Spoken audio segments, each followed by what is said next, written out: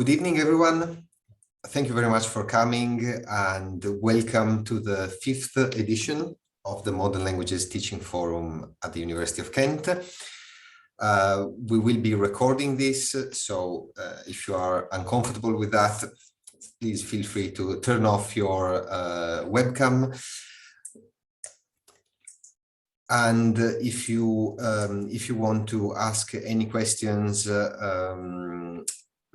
outside of the Q&A, please use the chat function. We will save a transcript for reference later.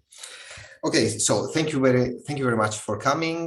This is the 5th edition of the Modern Languages Teaching Forum, which for those of you who are not recurrent attendees and aficionados is an initiative that myself and Visia Ferrucci, here present, the director of the Language Center at the University of Kent, have created to create a bridge between all levels of language teaching and across institutions. We want to, with the Modern Languages Teaching Forum, we want to bring together teachers of modern languages, of any modern foreign language at any level, together to discuss the challenges and in particular to share good practice and to find new opportunities for collaboration. I should start this by apologizing for postponing this teaching forum. The idea initially was to hold it twice a year, but of course last year has been very special and not in a very nice way. So we were all very exhausted, and we thought that an early winter, late autumn edition would have been more suited for everyone's energies. And I think indeed, seeing the response in the registrations, that we were actually right. The title of this teaching forum is Moving On. Well, definitely we want to move on from what has happened. We are in the process of moving on now, certainly more than in the summer. So the majority of our papers are dedicated to understanding what we can bring from this year-long experience of forced distance learning into our face-to-face classrooms, into our current practice of teachers of modern languages. But at the same time, we want to honor the idea of moving on, and therefore there are some papers that are dedicated to a matter that is very dear to us, participants of the forum, but I'm sure it is dear to all teachers of modern languages. That is to say, how to embed cultural aspects in the teaching of a modern foreign language. A topic that we will continue to expand in the future forums. So these are the two parts. These are the two main topics that we want to explore tonight. We will do so by means of a series of papers, more or less of the duration of 20 minutes each. There will be also a slightly longer workshop. At the end of the first part, there will be an opportunity for a Q&A session and discussion. If you want to ask a question during a paper, please feel free to use the chat function. We can continue the conversation in parallel in the chat, unless you want to discuss it, let's say, in person, more or less, or using the audio function. That will have to wait the discussion phase. We will have a short screen break, and then we have also the we have here the presenters of the 4 asynchronous papers that you can find on our website, who will be available for an open forum discussion later on this evening.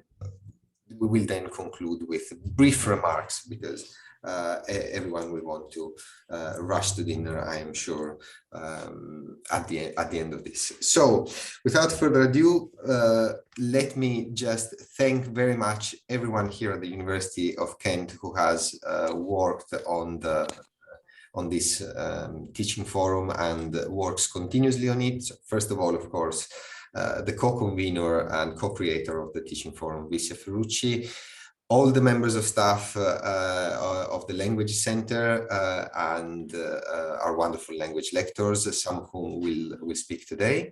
And of course, Fiona Jones, whom I believe is here, Fiona Jones and marketing team of the University of the Arts and Humanities Division at the University of Kent, who have helped, who have done everything basically on the website and in terms of advertisement. So thank you very much. We start bang on time with our first paper, which will be presented by Dr. Pauline Souleau, Associate Lecturer in French at the University of St. Andrews. And Pauline will present a paper entitled Learning with Technology, Learning from Technology, Digitally Enhanced Projects in the Making. So Pauline, if you... Thank you. If you need to be made presenter. Yes, I'd like to share my screen, but let me see if that works. Can you do it? I'm going to try. Let's see if... Yes. Can you see it? Perfect. Yes, okay. It's working. Brilliant.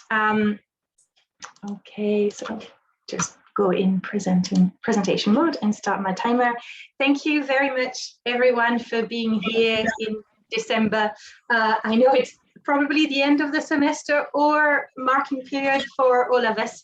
So thank you for being here. As Alvise mentioned, I'll be talking about a couple of projects, digital and arts projects in the making. But first, I'd like to get us started with a seemingly easy but really hard question. How can the digital support language learning inside and outside the classroom? It's easy because, of course, it can support language learning. It is hard because there's a lot more to answer with this question, and there are a lot of connected questions to that. And hopefully that talk that I will do today will start asking more questions and maybe give some answers. So today's aims are first a very brief, in a nutshell, very brief overview of what do I mean by digitally enhancing a module or a course? Why would we digitally enhance a module or a course and how to do so? And then I'll jump into two practical examples, Zoom Pals and the Online Multimedia French Center, which are projects that I started designing about 12 months ago and that are still very much in the making. And with that theme of moving on, it's quite fitting because really they stem from, amongst other things, all the events that have happened from the past 2 years. But first, as I said, in a nutshell, let's talk a little bit about digitally enhancing a module or a course. Why would we do it and how would we do it? So of course, the digital and digital technology can contribute to the curriculum, to enhancing learning and teaching, and more specifically language learning and teaching, and to improving student outcomes if used effectively and appropriately. But of course, that's what I meant by the question, the initial question being easy and hard, because how do we go and effectively and appropriately design these projects, and how do they sit alongside our courses and modules, which aren't online and hopefully will not always be online as they are at the moment. It's the time of the talk where I will actually really mention all the help I've had along the way, because the projects I will be talking about are not just my own, and that's one way to really effectively and appropriately digitally enhance a module or a course, i.e. don't do it on your own. And for the database that I'll be talking about in the second part of the talk, I'm being helped by a learning technologist, Dr. Aisling Crean from St. Andrews SEED. So SEED is the Center for Educational Enhancement and Development. And the role of SEED is to oversee the technologically enhanced learning strategy across schools and units. So I'm not, I should say, I'm not a designer, I'm not a programmer, so I definitely need help in that regard. I'm not a specialist in copyright either. So having people really that can help me design the best project and help me know what is feasible and what isn't is obviously necessary. The other project I'll talk about in a minute, the Zoom Pals, I'm being, well, it's a partnership really with two colleagues from La Sorbonne in Paris, Dr. Kim Augier and Dr. Anne-Florence Quérault. And they are both lecturers in the School of English in Paris 4, but then again, they are also much more knowledgeable than me in Excel spreadsheet and pivot tables, which we'll see will come in handy with the project I'll talk about. So one aspect is really to effectively design these projects. Maybe you can't just do it on your own, so it's about identifying what you need and from whom. So let's jump straight in. The two projects I want to talk about, Zoom Pals and the digital database, which at the moment is called the Online Multimedia French Center, OMFC, although the name has changed and maybe we'll find a more catchy name or acronym along the way, we'll see. Both of these projects sit alongside and complement existing modules and courses. So they're not integrated to a module per se, and they're not only focused on one of our French modules at the University of St. Andrews. The idea being that they're bridging the gap between the various levels we have on offer, but also they help with transition points from school to university, from some sub-honors to honors, and also for the year abroad. So that idea is they really complement and sit alongside existing modules.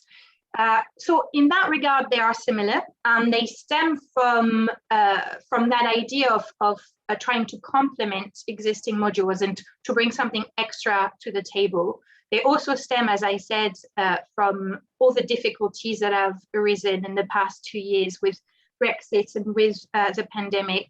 They are different, however, in their formats, and that's why I thought it would be interesting to talk about both. Zoom Pal is a non-funded, pretty low maintenance, easy to set up, at least for now, a project that we were able to put together pretty quickly. And the OMFC, on the other hand, is a funded, longer term project with more administrative hoops. So that, I think, give quite a good idea of how small scale or larger scale projects of that kind can be. Let's start with Zoom Pals. So Zoom Pals, and you see on this slide and the next slide, these are the promotion materials we've given to students, the posters and the flyers. Zoom Pal is open to all undergraduate students reading French at St. Andrews.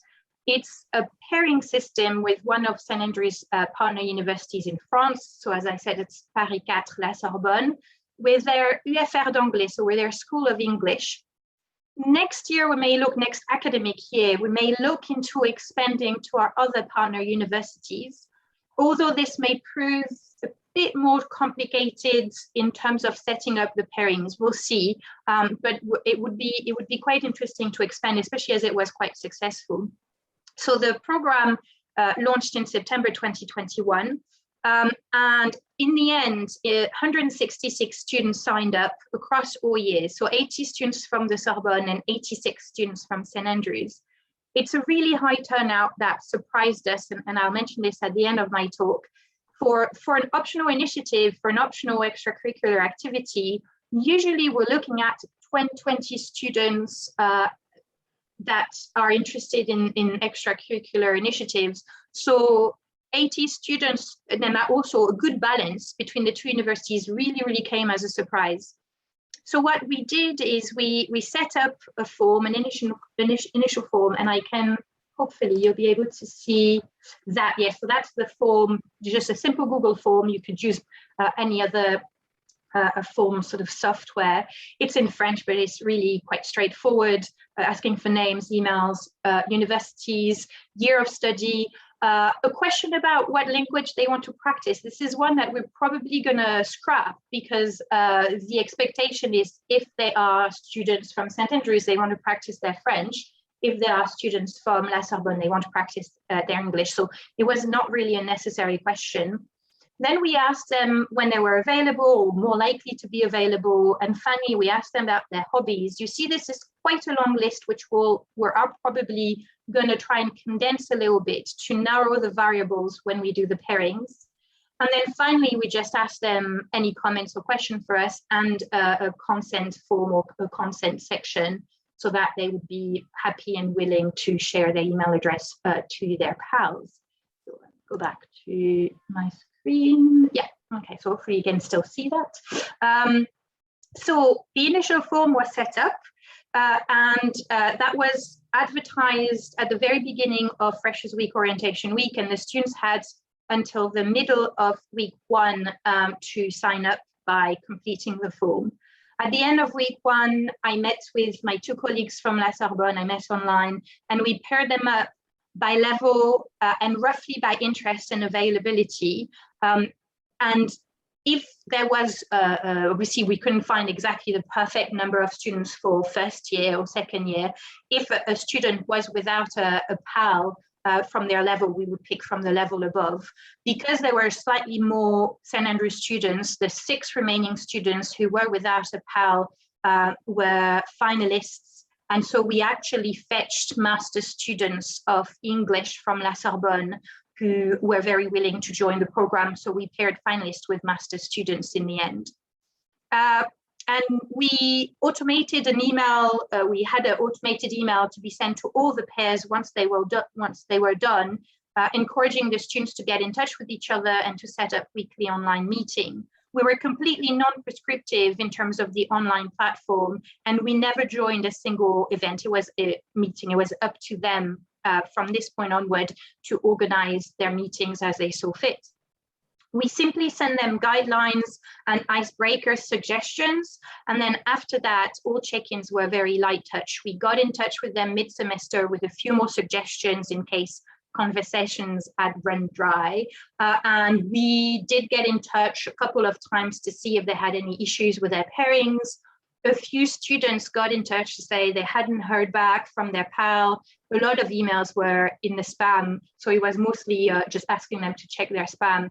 But overall, students got in touch with them completely unsolicited to say that it was working really well. And in fact, a few days ago, we got an email from a pair saying they had actually met in Paris in person. So that was it exceeded our expectations. Further down the line for that project, we are going to try, if we have time in the intersemester, to do a feedback form just to see if we can tweak a few things for next semester. What we know for sure for next semester is we'll launch it again. We'll have another form because we know of students who weren't able to join last semester who want to now, and we'll make available for students who had a PAL last semester to keep their pairing if they wish. Even further down the line, in an ideal world, once COVID behaves, we would quite like to have organized trips and meetings with the whole Zoom PAL cohort if we can, but that may require funding. And if it's 160 students at the moment, this is just not feasible. A few extra benefits we found besides linguistic and cultural reinforcement for our students is obviously it reinforces ties with our current partners in a slightly different way. And obviously, it tackled uncertainties around mobility, the mobility coming from the pandemic, the Erasmus, obviously the issues with the Erasmus scheme, Brexit, visas, etc. So that was the first project, which was quite easy to set up. We started talking about it in June, and it was ready for September. I'll move on to my second project, which also stems from difficulties that have arisen from COVID and Brexit, but also from another observation of mine, which I'm sure is something you have observed as well, is often we have students getting in touch with us, asking for more consolidation, suggestions of resources on consolidating their linguistic skills. And when that happens, we offer ad hoc suggestions. We may offer a couple of websites we know about, podcasts, etc.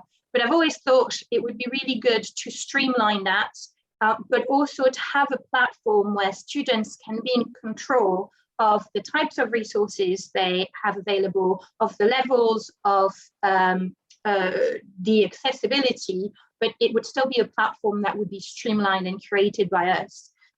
So that's where the idea stems from of that multimedia branching tree, the OMFC. In terms of visuals and design, when I first thought about it, I really envisage it as merely from a visual standpoint, as a Duolingo model, not in terms of content, but this sort of vertical and horizontal frame, and you can see it on the slides here, if you're not familiar with it. It's quite catchy, it's quite simple, it's iconographic in design, and it's to try and move away from databases which are just forum-like, slightly obscure entries and lists that are difficult to navigate. The other thing that Duolingo does quite well is obviously using a game design model, the experience tree. So everything is locked until you unlock the previous level, etc. If you're familiar with role-playing video games, for example, you'd be very familiar with that type of experience tree and game design model. Whilst we think it's quite useful in terms of design and visuals, I don't think the experience points and the guilt associated with it of you have to log in every day and do a little bit every day is necessarily what we have in mind. What we do like is the engaging and easy to use and easy to understand resources that can be revisited without much educators' input. I say without educators' input, but in fact, that project would have a lot of educators' input, but early on from the outset, and that's where the curation happens. So what is the OMFC in a nutshell? So it's designed as an online support tool for learning and teaching modern languages. So it's a digital platform and structured depository of curated multimedia resources in French, but as we'll see, it could be applicable to different languages, podcasts, music, Twitch broadcast, etc. The primary target users, and that's where that database differs from existing database at the moment, really would be university and school students of French. Educators would be secondary target users that may, of course, use this resource for class design and in the classroom. But the idea is primarily this resource would be for students, for self-learning, that they can use without our input once they know about the platform.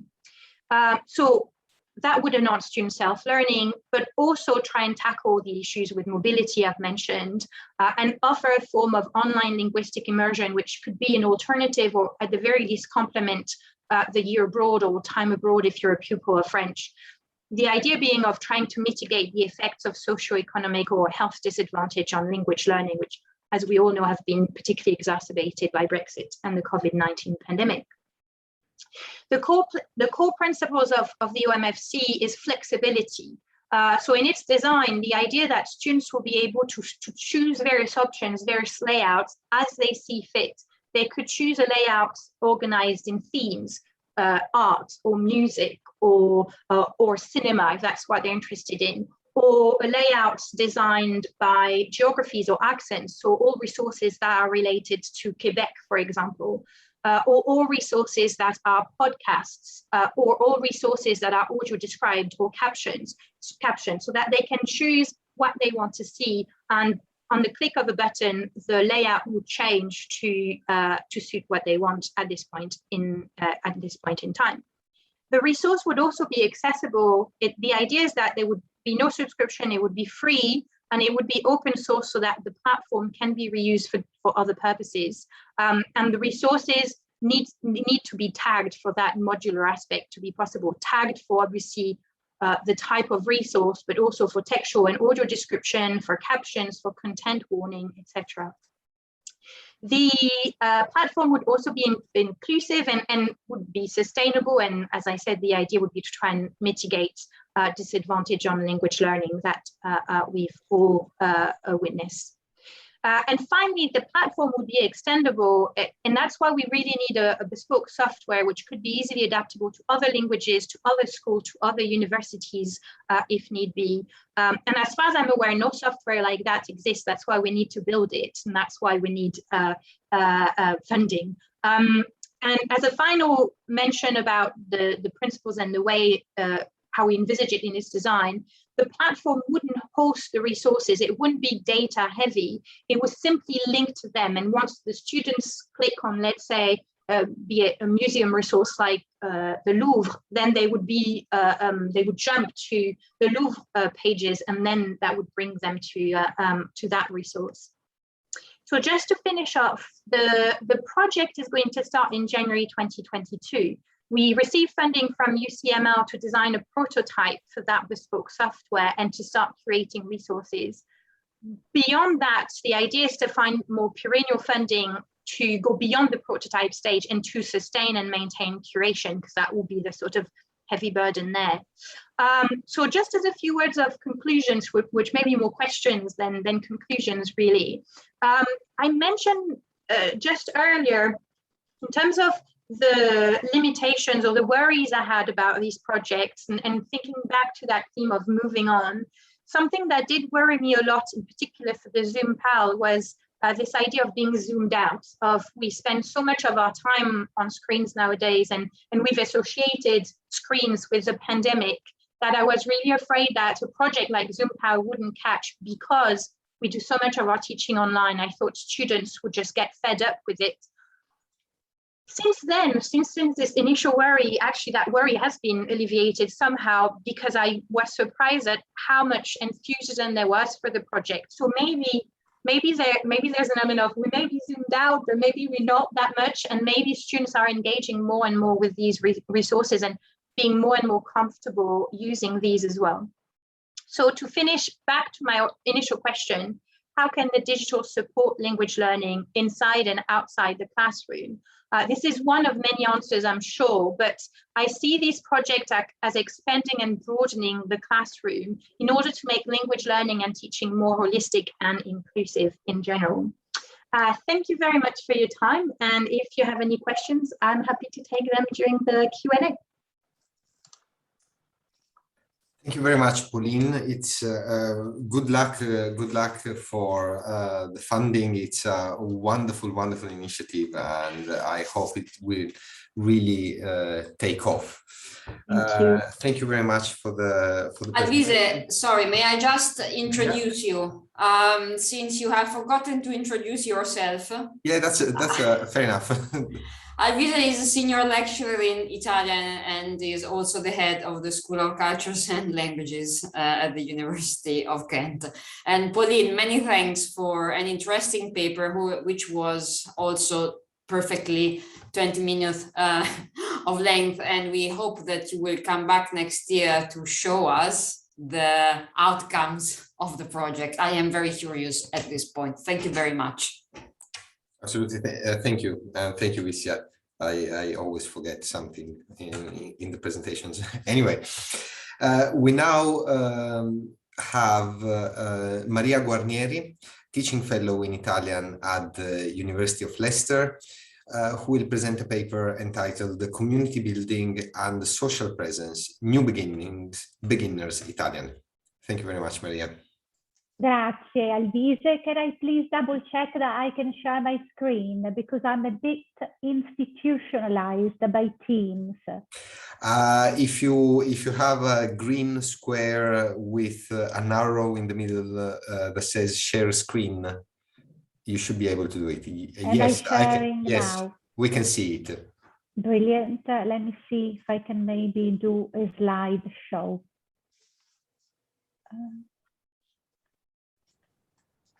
Yes, it's working, isn't it? Okay, perfect. Brilliant. Thank you very much. Good evening, everyone. So, New Beginnings, Beginners Italian. During the last 20 months or so, two narratives have emerged or re-emerged. One implies, and my colleague Pauline has already hinted at some of this, teaching and learning online is more difficult or demanding than in-person education. The other, that it's not as good as in-person teaching and learning. So, you know, Pauline was saying, are we all zoomed out? But is this really the case? I will briefly illustrate the experience of designing and delivering a year one undergraduate module in Beginners Italian at the University of Leicester during the last academic year that went online, was designed as a blended module and then became a fully online module. And I will argue that this and many other teaching and learning experiences that we've had in the past 20 months or so can and must pave the way to new beginnings in the flexible delivery of language programs. I will be slightly erratic in my time frames, and I'll be jumping back and forth. And this is something that I've thought about only recently, so bear with me. So I'm starting from September 2021, and I'm looking, so this is a year after we designed and delivered our beginner's Italian module. So this is the hindsight bit. This is a GISC Student Digital Experience Insights Survey 2020-2021 UK Higher Education Findings. I believe it was published in September. After the delivery of the module that I'll briefly describe. And here are some of the findings. More than half, 67% of students surveyed in this report rated the overall quality of online and digital learning highly, rating it as good through to best imaginable, although not all learners felt they experienced the best that digital learning could offer. While welcoming the range of resources now available to students online, fewer than half felt that the learning environments were reliable, easy to navigate, or well designed. And this very much links up with what I will be trying to show briefly in a minute. One of the more counterintuitive GISC findings was that students found it easier to communicate, collaborate and discuss the studies with their lecturers, peers and tutors than before. So the dominant institutional narrative that online teaching and learning was bad does not seem to be evidenced by these findings. Okay, so but how does this link up with me, with beginner's Italian? Let's briefly look at the two interconnected issues that appear in the survey of materials easy or difficult to navigate, and that are directly relevant, and of community presence and social presence that are directly relevant to my experience. Scaffolding and community building. So to just give you a super brief context to this module, the module was redesigned in the summer of 2020 as a blended learning module. We had envisaged some asynchronous component, an online synchronous, and a face-to-face on-campus component. This time last year, as you all know, we were all in the second English lockdown, so this wasn't happening anymore. Just after a few weeks, we were fully online. We know that there isn't a consensus really about what blended learning is, but we just went for the most shared definition of blended learning as an approach that takes into account different learning styles, combines different learning environments, is flexible. Pauline was mentioning this before, the need for flexibility, inclusivity, integrated, complementary, etc., etc.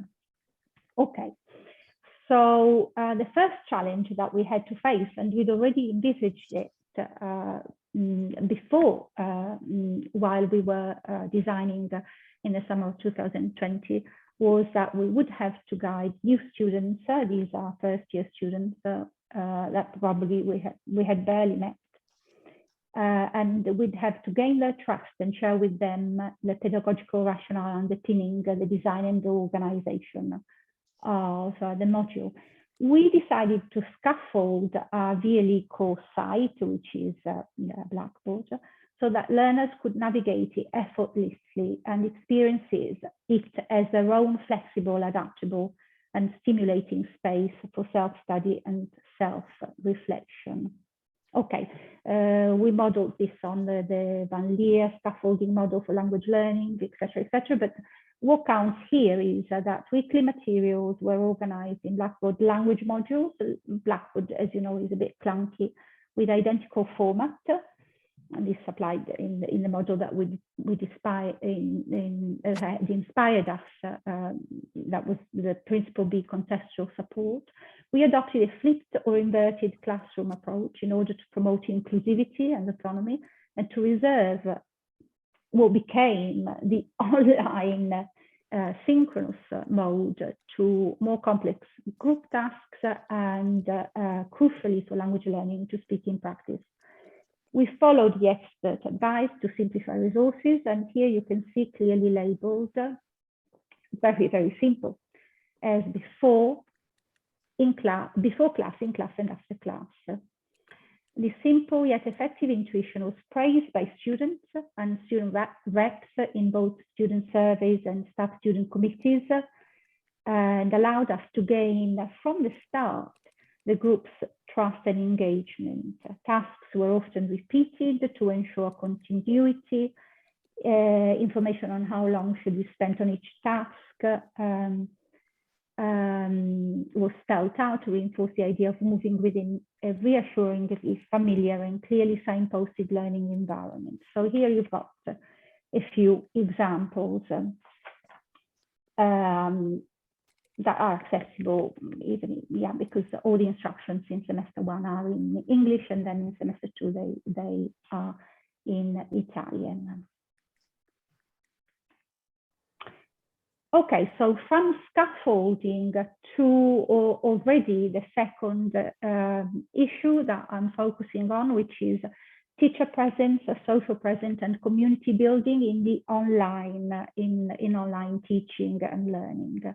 And here, for example, we start seeing a very simple task, a wiki that is one of the affordances of Blackboard. Nothing out of the ordinary, just you know, a short description of the typical wiki in Italian, using a set of grammar points and lexis, but it's a case in point here.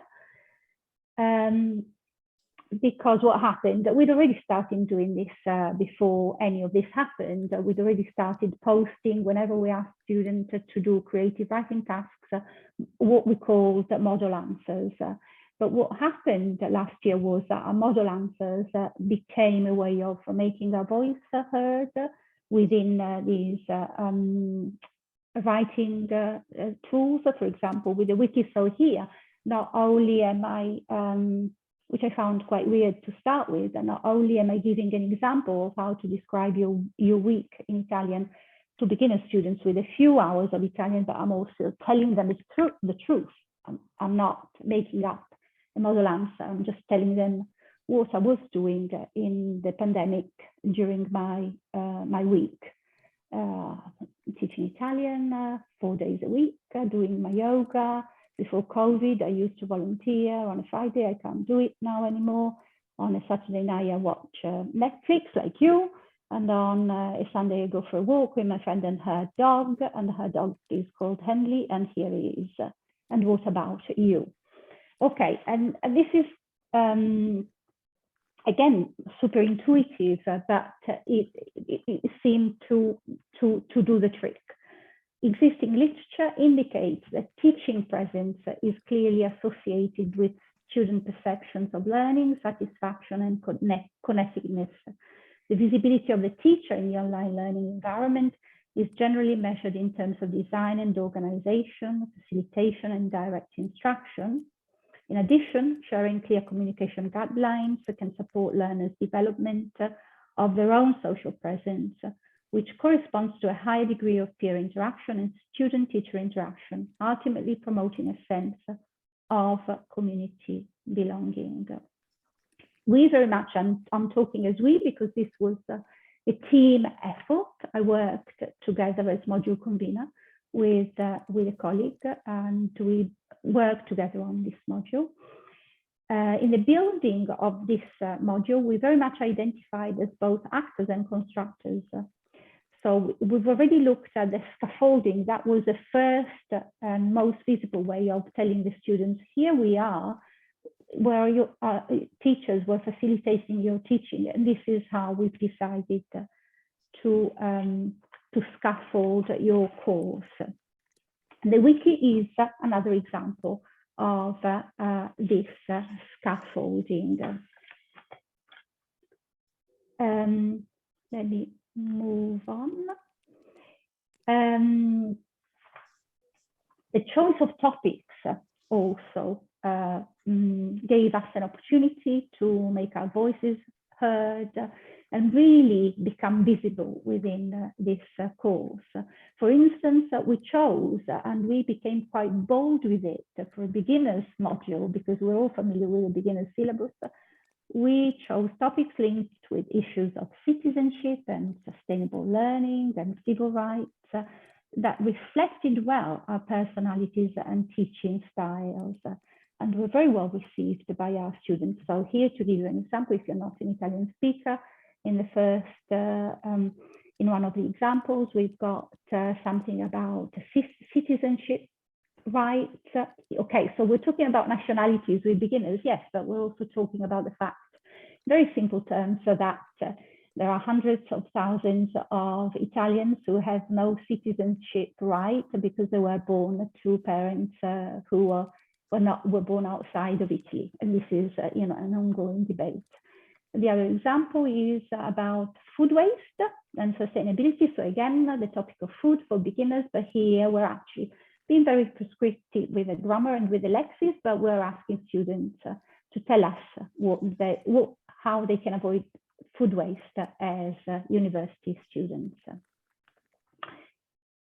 The effective use of digital tools in the classroom also, because this is asynchronous outside of the classroom, was essential to promote a positive communicative environment, which also favored community building.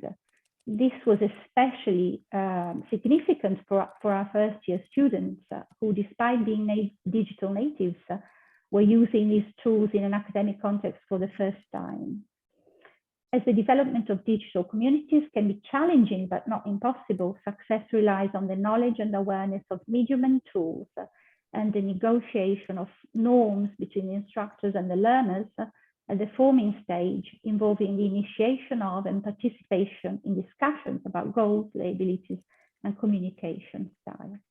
To boost students' social presence in the online classroom, demonstrated by the use of personal form of address, acknowledgement of others, expression of feeling, humor, social sharing, and the use of textual paralanguage symbols, such as emoticons and capitalization, we encouraged, and we've all done this, haven't we, last year, the use of the chat function in class, with exchanges focusing on course contents as well as personal communication. And that's really where the community came into being. Paradoxically, at the beginning, we were very concerned about videos on, videos off, but we decided not to engage with that topic. We were focusing on chat, and the chat really came to life, and that's where our students expressed themselves. We agree that instructors and learners share the responsibility to make community happen. And this is pretty much what we think we achieved to a certain degree. Student feedback was encouraging, with 66% agreeing that they felt part of a community of staff and students. And we also had excellent results throughout the course, excellent results at the end of the course. And we have a second year cohort now who are very engaged and seem so far to be performing really well, to have not been affected too much by the fact that they were completely taught online last year. And for example, had never met one of their teachers. I was one of their teachers, and I met them for the first time in September 2021. And I can tell you it was emotional. Final thoughts. Well, you know, COVID obviously has provided us with unforeseen opportunities. we have to, I think, we have to be allowed to stop and think lessons, reflect on the lessons that we've learned specific to language teaching and learning. And this is not actually where we're finding ourselves at the moment, as our institutions, at least my institution, has pushed us back on campus, and that's it. That's where you're going to stay, regardless of the time, effort, research that was put into coming up with a viable option last year. We obviously need to have a realistic view of the future.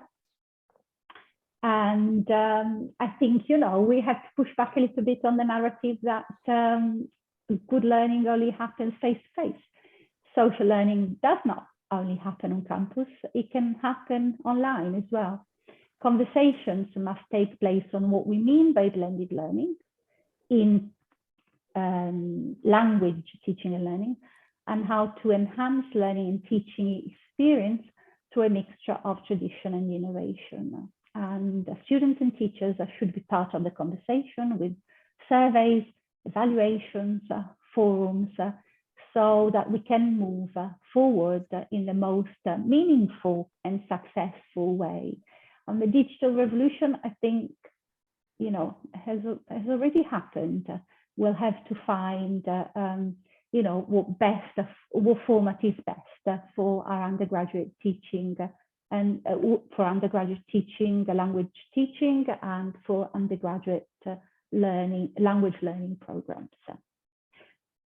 Okay, I'm not sure about the time because I didn't, but it should be on time. Thank you for your attention, everyone.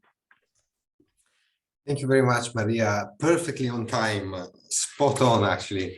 But I think you actually took only 18 minutes, to be fair. So, oh, brilliant! If you have a 1 minute final remark, you oh yes, okay. I can. Yeah. Well, I can. I can show you. Useful bibliography, reading list if you want to have a look, and yes, and let me maybe go back to any of my materials. Yeah, so again, we're very proud of our scaffolding. I don't know what platforms, virtual learning environments you're working with in your institutions. Blackboard is one of the clunkiest ones, but we have found some kind of a compromise by using these learning modules, which the students can almost browse. Yeah, that the students can browse. So this is not the way they appear on the page. This is only a cut and paste that I did to show you. So the student is actually browsing and finds before class first, then in class, and then after class. So it's almost like the pages of a book. That's very, very nice. And I 1740 now. Perfect. Thank you. Thank you very much, Maria. That's very, very, very, very interesting, very colorful instruments and tools to carry the online classroom into our face-to-face classrooms. I especially like the remark about how institutions reacted to this. To the return to face-to-face, which is, I think, something that most institutions in higher education in the UK have in common, to be fair.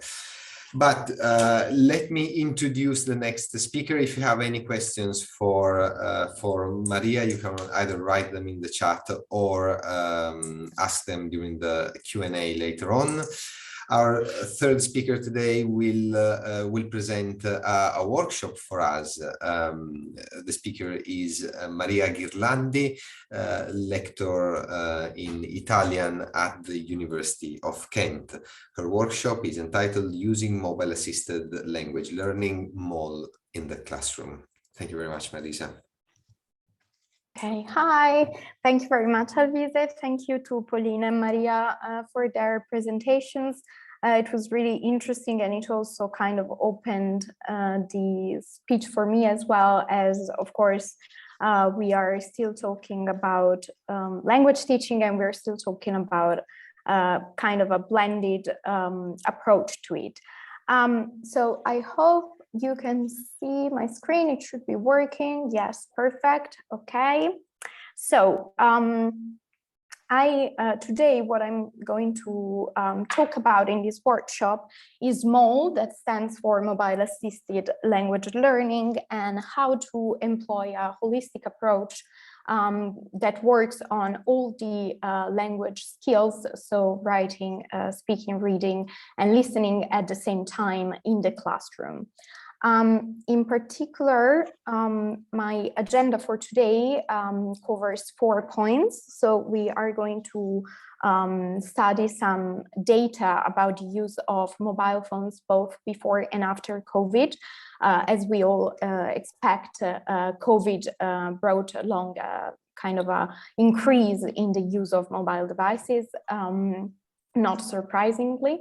We are then going to analyze the reality of MOL today that I defined fragmented, and I'm going to focus on that through the review of literature. Then I'm going to propose a kind of new approach, a holistic approach, through the results of study 1 and 2 that I conducted in Italy. And finally, I'm going to ask you to get your hands dirty, as they say. It's not going to be anything difficult, but you should have received in the Zoom, in the chat on Zoom, the material. Okay, perfect. Thank you, Visya. Okay, so let's start with some data. So Statista in 2021 analyzed the number of smartphone users in the world today, which is 3.80 billion. That is 48.33% of the world population that owns at least one smartphone. So as I was saying before, there's we can see a change between the ante and post-COVID era, let's say. So before COVID, Yamaran and Pasupati in 2017 reported 25 billion of iOS apps downloaded and 50 billion of Android apps downloaded. And they observed that the average amount of hours spent per month by smartphone users on smartphone apps was 19.6 hours per month. This only kind of grew after COVID. Again, Statista in 2021 reported an increase of 70% of the device, in particular smartphone and mobile phone usage after the pandemic worldwide. So these numbers are important for my presentation, just because MOL is, of course, as the acronym itself says, is mobile assisted language learning. So MOL, the future of MOL, is linked to the great popularity of mobile devices. What is MOL? I'm sure we are all familiar with this term, but MOL can be defined as formal or informal learning mediated by handheld devices that are available anytime, anywhere. I think here we have 3 key concepts: formal or informal learning, meaning that MOL makes learning not possible only in a formal setting at school, at university, but also everywhere else. It is mediated by handheld devices that are small, that are portable, that are flexible, adaptable, and that are personal, so that do not need to be purchased by the institution, but they are owned by the person, our students or the teachers, and available anytime, anywhere, which again makes the kind of borders of teaching and learning much more flexible and broader. So why are we talking of MOL today? What's my point, basically? So From the review of literature from the origins of Mo to today, what I have noticed is that Mo has proved effective in enhancing the learner's 4 language skills, such as namely speaking, writing, reading, and listening. These are the 4 basic language skills that we need to develop when we're learning a new language, a target language. But of course, these are not the only skills that we need when learning another language. We then are required to develop also soft skills. But for today, I'm focusing on these 4 main basic language skills. So what has emerged from the literature review is that since the very beginning of Mo, these 4 language skills have been analyzed and kind of tackled separately. So what has been done up until now by teachers and practitioners is to focus on each single skills singularly through an app or different apps, but not to try to focus on all of them at the same time through a single app. So starting from the origin of Mo, we can see Bayón in 2014 published a review of Mo implementation studies from 1994 to 2012. And the targeted language area of these studies were, among others, also writing, reading, speaking, and listening. But you can see that, especially for speaking, reading, and writing, the percentage is really low. Listening is a bit more worked on, but the targeted language area that resulted most important is vocabulary acquisition. And if you think about it today, we are still more or less in the same situation, with one example that has been quoted already. For example, Duolingo. Duolingo is based on language vocabulary acquisition. So more recent, is this study by Albanitis and Cristalli from 2020. They analyzed a corpus of 11 academic publications in Mo for a total of 4,000 words, more or less. And you can see here, so the publications, were from 2010 to 2020, so really recent. You can see here that, again, reading, writing, listening, and speaking are presented separately, and they are not really, they're not used, these words are not used really often, so the numbers are quite low. Finally, I used my study from 2021, so it's really recent. Here I reviewed again some literature against about Mo and some studies that focused in particular on the language skills. And I also highlighted the apps that were used to work on the single language skills. What is interesting, I think, is that once more, one app is used for one language skill. With that, I mean, there's not one app used for all the language skills. But as a matter of fact, different studies use the same app for different aims. So WhatsApp, notably, is present both for the speaking part and the writing part. So this kind of suggests us already that it is possible to use one app to work on different language skills. So moving, quickly recapping what I said up until now, one app is used for one language skill, and there is no holistic approach. So the next question is, do we need a holistic approach? Like, why do we want a holistic approach? And to answer this question, we are moving to the third part of the presentation, and we are analyzing study 1 and study 2 that I implemented in Italy through the use of online questionnaires that were administered to 29 Italian high school EFL teachers and 100 Italian ex-high school EFL students.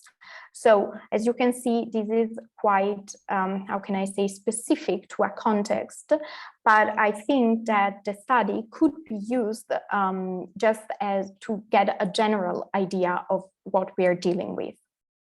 So the participants were asked different questions, and the second part of the questionnaires in particular focused on what the participants would like to see in an app that could be used at school, in school, for the students.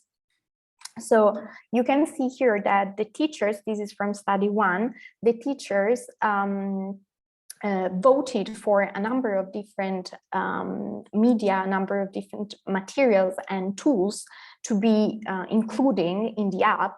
And through these materials, we could for sure work on all the different language skills.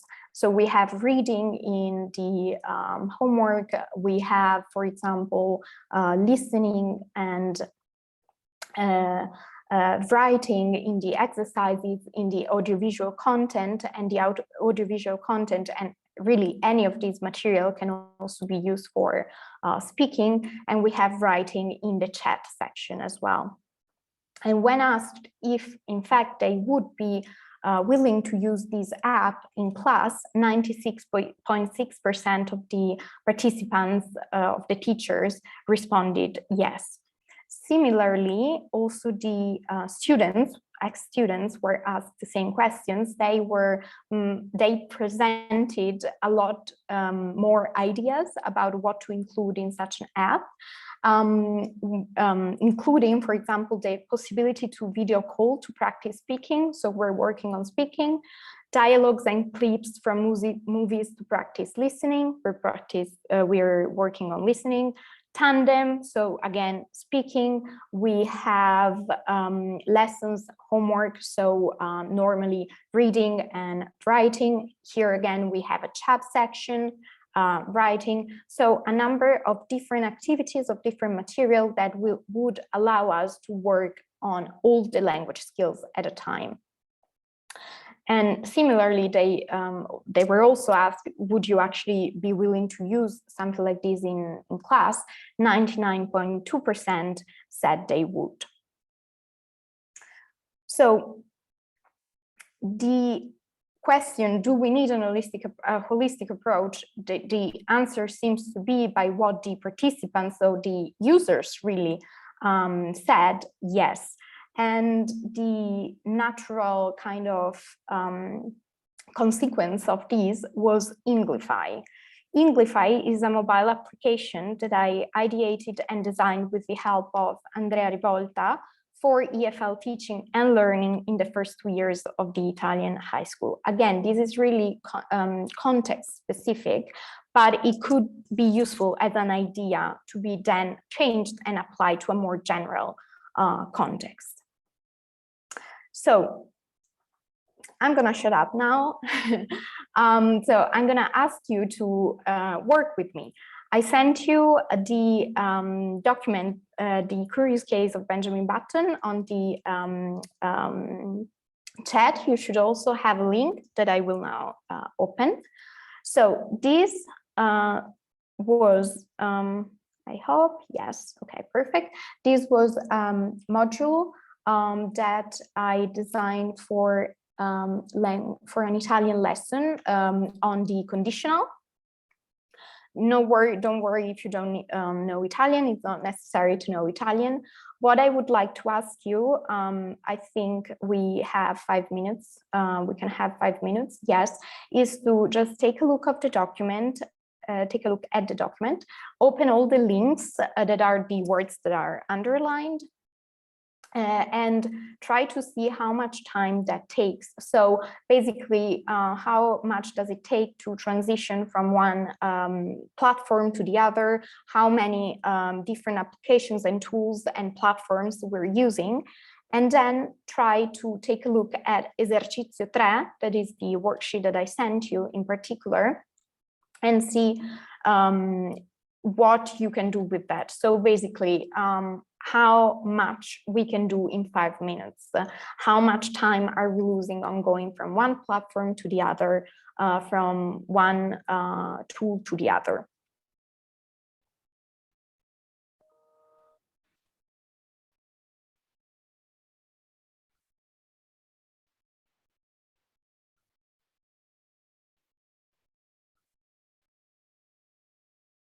Okay, so these are the questions. So maybe it's easier.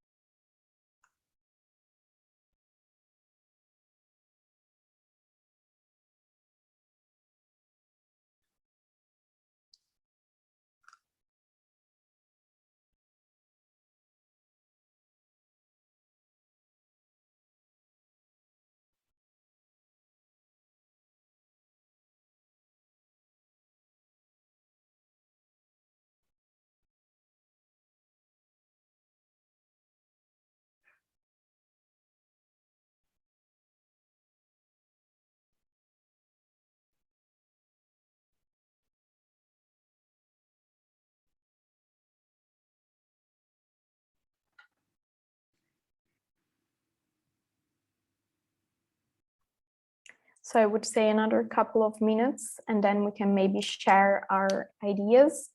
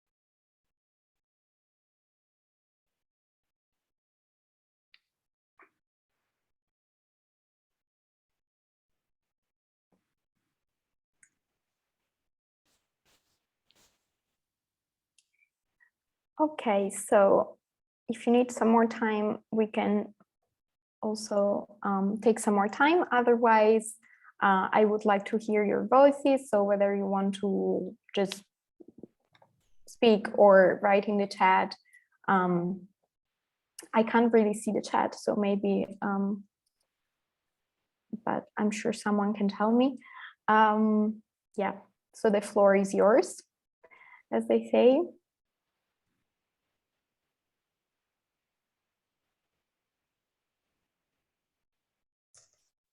Well, I think for starters, it's a very it takes a lot of time to jump from one link to the other, and also mental energy to keep track of where the information is aggregated. Mm-hmm. So yeah, it's very, very entertaining exercises and tasks, and very nice layout. Mm-hmm. Still jumping from one link to the other. It's a problem I found in always. Yeah. Yes, thank you. I agree. And we have a comment from the chat. Pauline says at least 4 or 5 platforms, if not more, and a lot of back and forth. And I have Exactly. 2 screens. I also have 2 screens, yes. Exactly. I counted 5 different platforms, plus we're using Zoom or Teams. Normally the students would download a PowerPoint, maybe from Moodle, and then the PowerPoint would give them the link to the Sway. So we are using a number of different platforms and tools.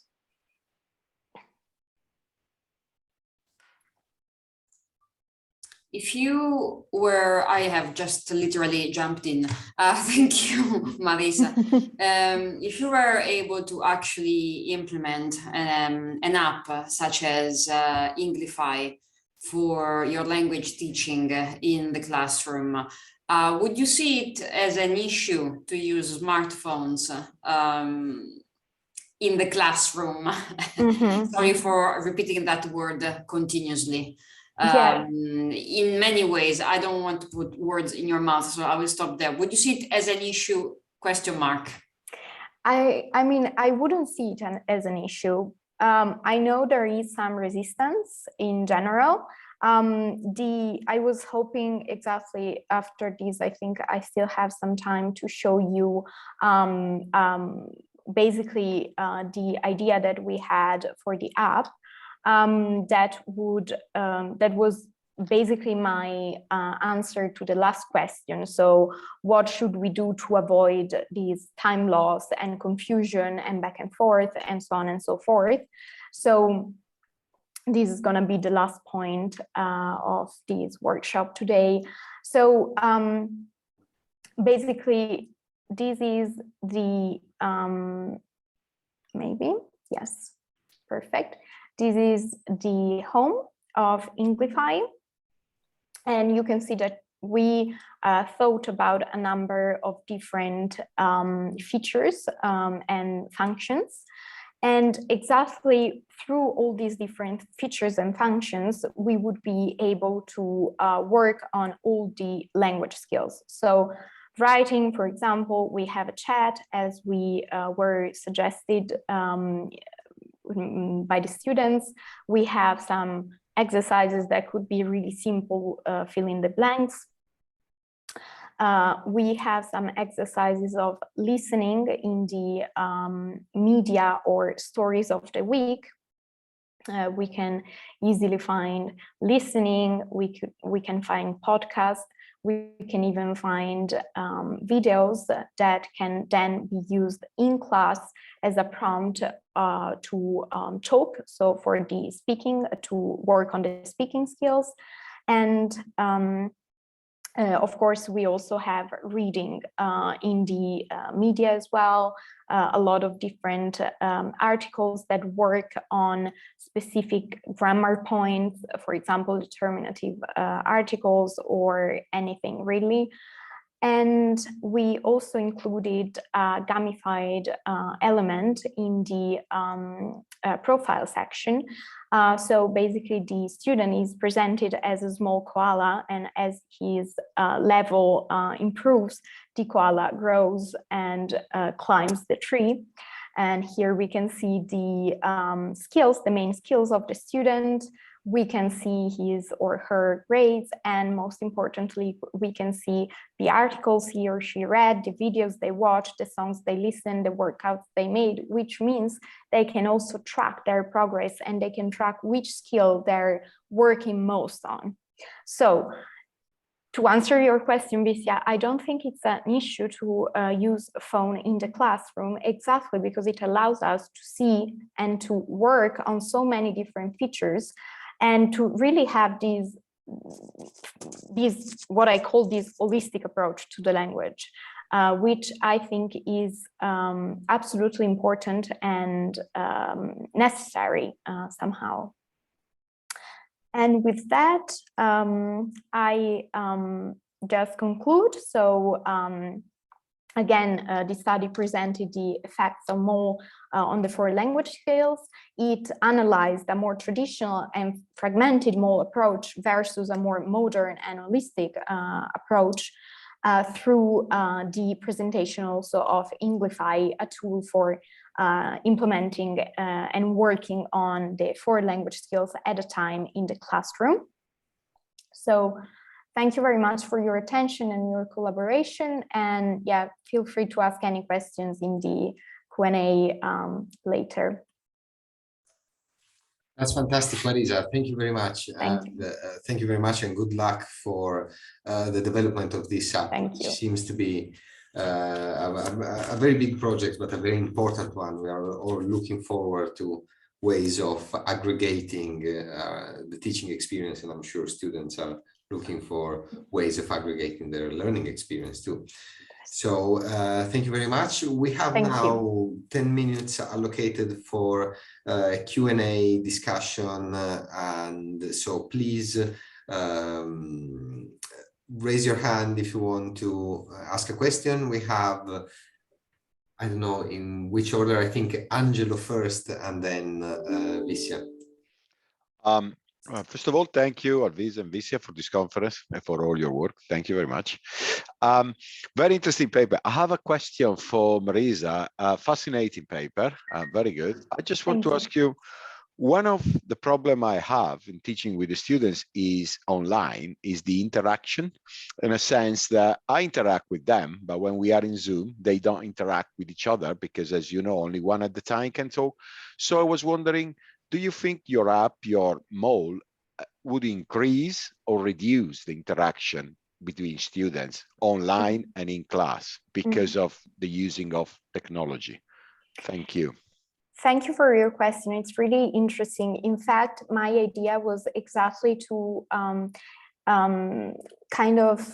use technology in the classroom, because I do think that there is a really important social part when we are in the classroom, just because it's easier to interact with each other, because we're all in the same place and we can all see each other and talk with each other.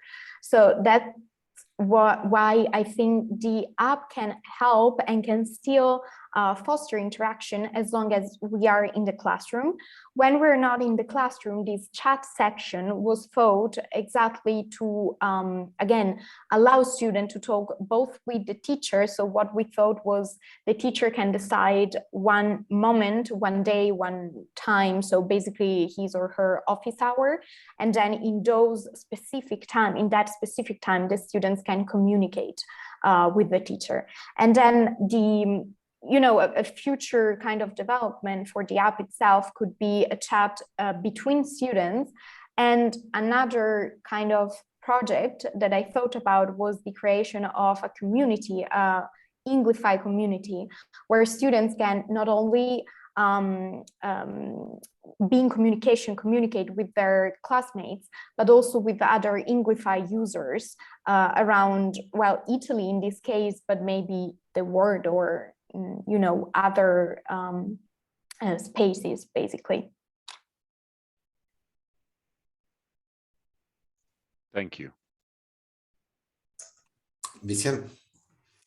I have a question for all the 3 speakers, because obviously their papers were broadly, but also, I mean, they were connected in many ways. And Maria, I think it was brought up the notion of digital native, which, as we know, is riddled with controversies, but I'm not going to discuss that. But the question revolves around that, because she said, despite being digital natives, they weren't used to digital within a formal context.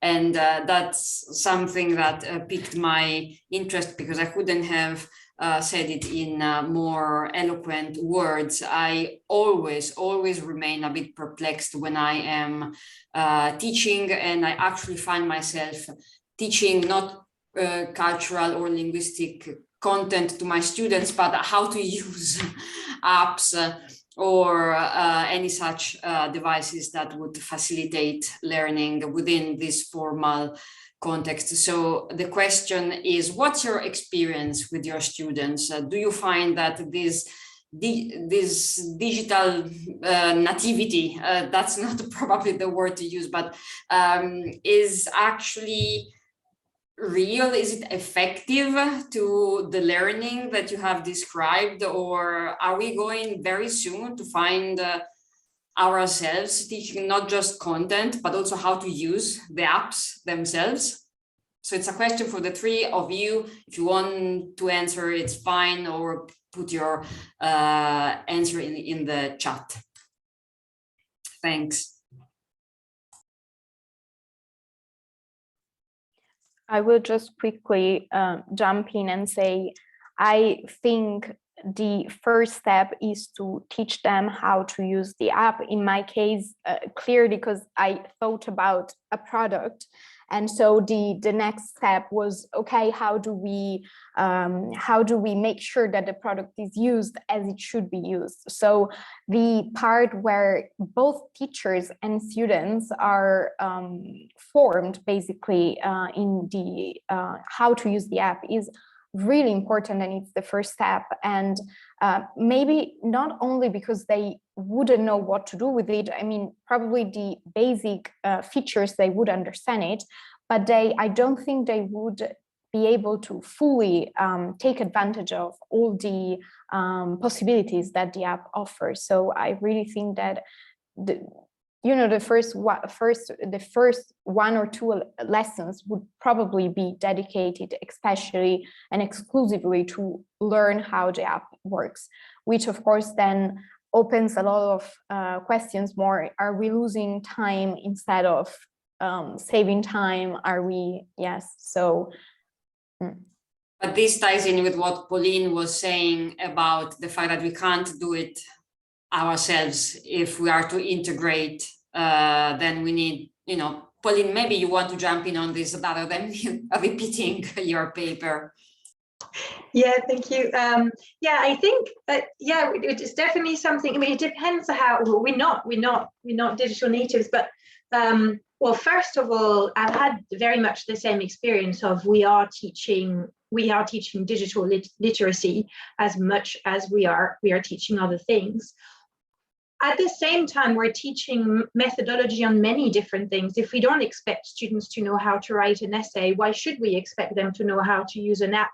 And if we understand that we are spending some time on teaching methodology on one thing, why wouldn't we do that for technology? Is an interesting question. The second point I had in mind is, what do we mean, as you said, what do we mean by natives? If we think about language natives aren't people who never make mistakes or who know how the system works. So I think we need to move away from that word, as you say, in many regards. And I think we need to make sure we have a team of people and to work alongside, whether it's the project I was talking about or our modules, really working alongside the teaching enhanced learning team or the C dimension for St. Andrews, and make sure they are part of the teaching team in a way, because I think both students and staff can learn from them as well. Thank you very much. Yeah, Maria. I just wanted, very briefly, I agree with everything that my colleagues Pauline and Marisa have said. I just wanted very briefly to also say that we need to be support. So we are teaching digital skills, and that's part of the package of skills that we're focusing on. We can adopt a collaborative approach with our students. So we're learning how to use some of these tools together, and we have different strengths and weaknesses. For example, you saw me earlier with my PowerPoint, I'm middle-aged. I can't immediately see intuitively some things, but I have a keen eye for detail that my students maybe don't have. so we can work things out together. And then I think we need, and this is something that we need, that needs to be voiced at the institutional level again. We need the support, that we need the language, the learning technologists. We have a small team of technologists at my institution, and they are brilliant. They have been working above and beyond the remit throughout this crisis. But you know, something more, I can see, for example, that at St. Andrews, maybe Pauline is much more supported than me. So we need to have some institutional support as well. At Leicester, they have created some very useful videos for students to look at so that they can understand how to do things. They've created videos for staff as well. So yeah, we can't do it alone. We need to do it together as institutions, I think. That's my take. Thank you very much. Thank you.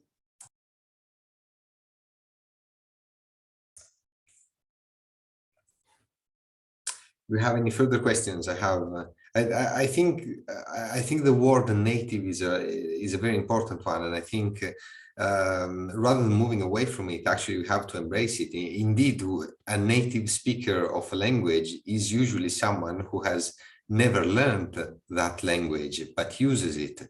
So we expect digital natives to be fluent in digital technologies, whereas they are the ones, and I'm saying they, just assuming that most of us here are not digital natives, so apologies if someone is. They are the ones who have never learned the digital world and the digital technologies and have always used them. So I think there is that's a very important step in higher education in general, to educate students to how to use critically, how to use in a way that is aware, with awareness, the digital world. Yes, it is also important beyond language teaching in terms of bridging certain gaps of, you know, accessibility towards learning materials and so forth. So it is a bigger question than languages, but obviously it is all the more important for our disciplines. Yeah. Do we have any further questions? I'm trying to. No, I think we are right on time to have a break, and without further ado, I will sanction a 5-minute screen break. Thank you, everyone. Thank you very much. See you in 5 minutes.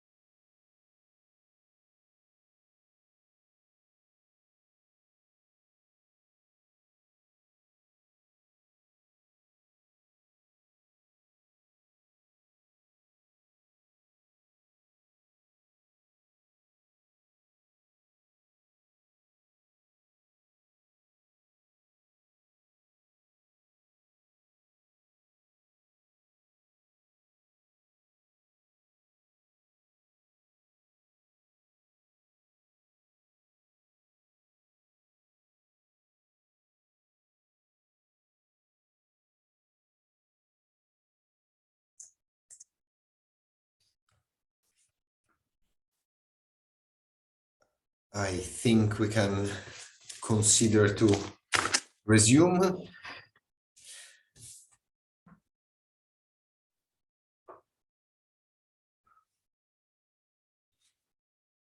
Welcome back, Angelo. Grazie, anche a te.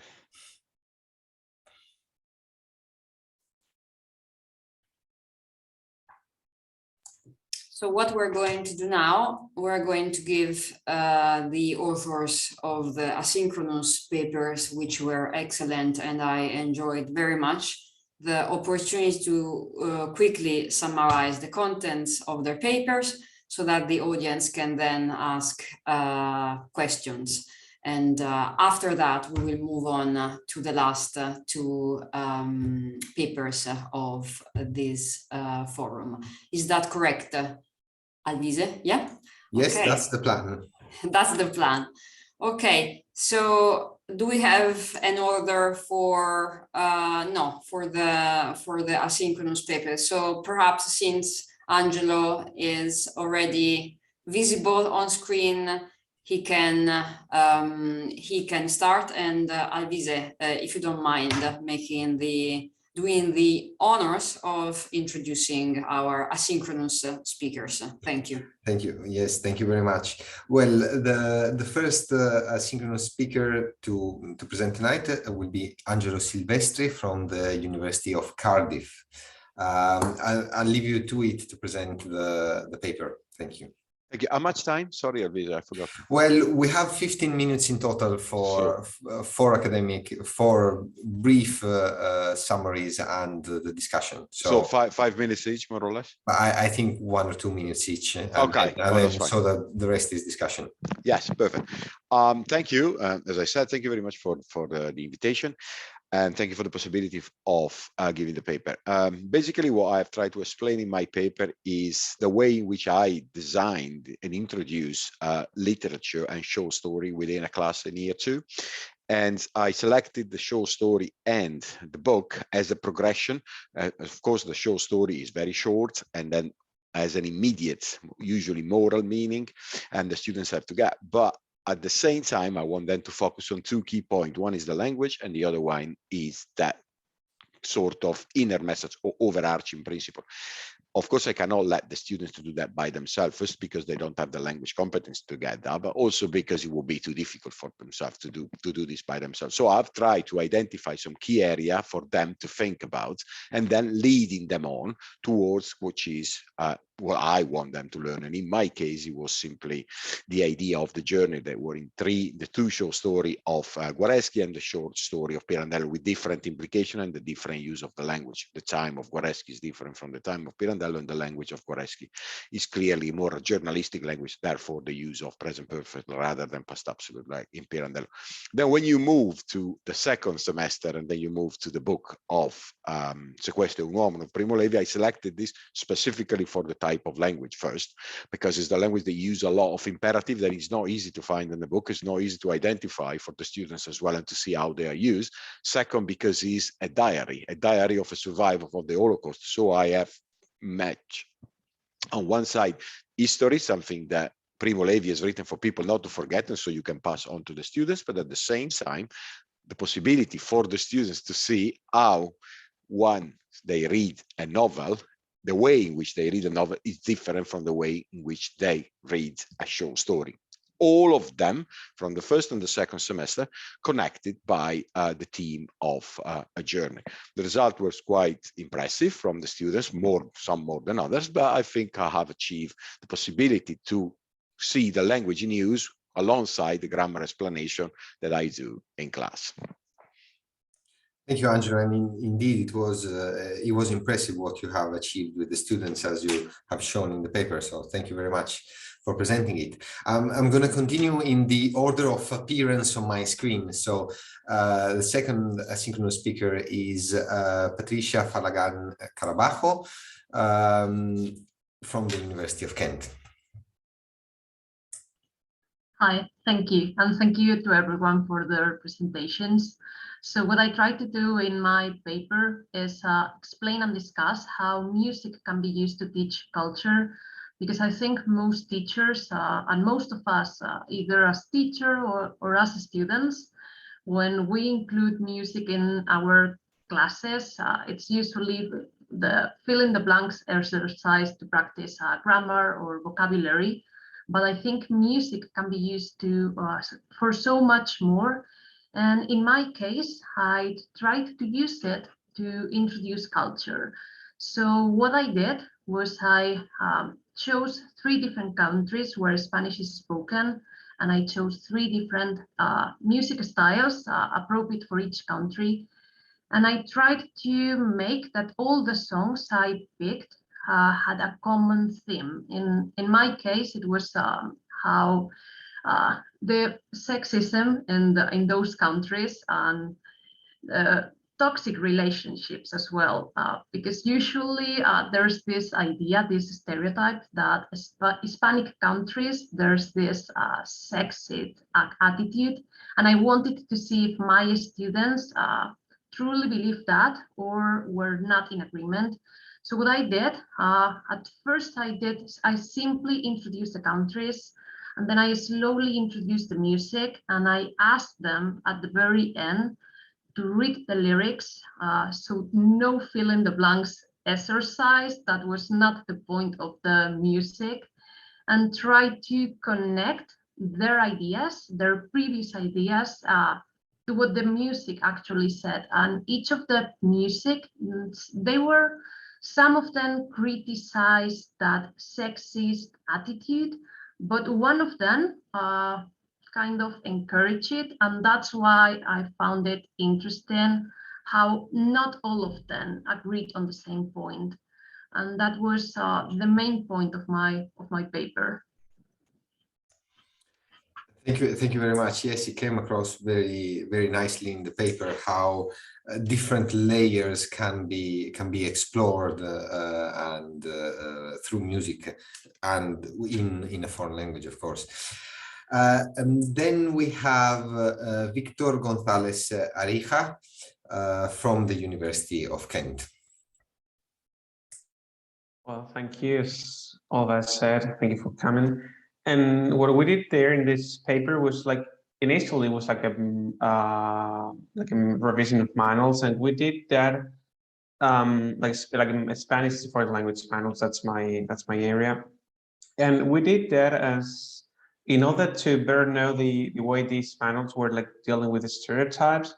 And I think like most of us, like especially at the beginning when we start teaching, we have this previous idea of like keeping stereotypes away, like out of the classroom, like trying to avoid this kind of like generalizations of like the language we're teaching or the countries that language is like applying. But eventually, and I did that at the beginning, and I had like a lot of responses from my students when I was telling them like, hey, I'm coming from Spain, or I do live in Barcelona, or I do live wherever it was. And initially I was like a little bit reluctant, a little bit angry with the kind of responses like probably from Barcelona, for instance, like the place where I was living when I did that. I don't know, Sagrada Familia, Ramblas, Messi, Paellas and Greece, like definitely not my Barcelona, but it's like the Barcelona, the kind of Barcelona they understand. And if they have that automatic response to that input that I'm telling, hey, coming from Barcelona, that Messi, Sagrada Familia, Ramblas, wherever they're answering, that must mean something for them.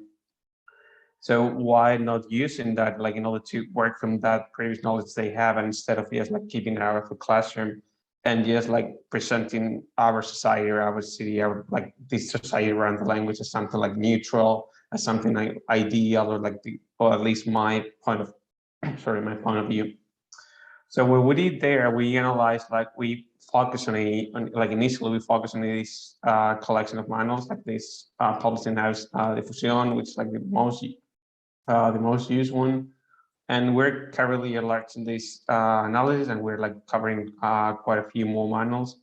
And so we did analyze, we did compare the first edition, like the one released in 2003, 2004, to the second edition released in 2014, 2015, and the third edition is being released. They released 3 manuals early 2021, and they will be releasing the other levels in the first half of 2022. So we're like covering that analysis again in order to understand like the way manuals were like dealing not only with like different types of culture, but also with these stereotypes in case they were presenting them.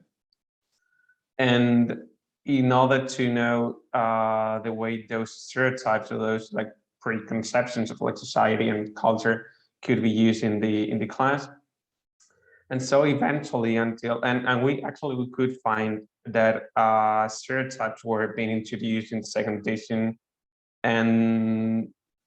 but also they were being more okay, she's more careful with the kind of knowledge they were introducing. Like first edition was like way more, yeah, it's quite informal. Yes, we don't have like more time to deal with that right now.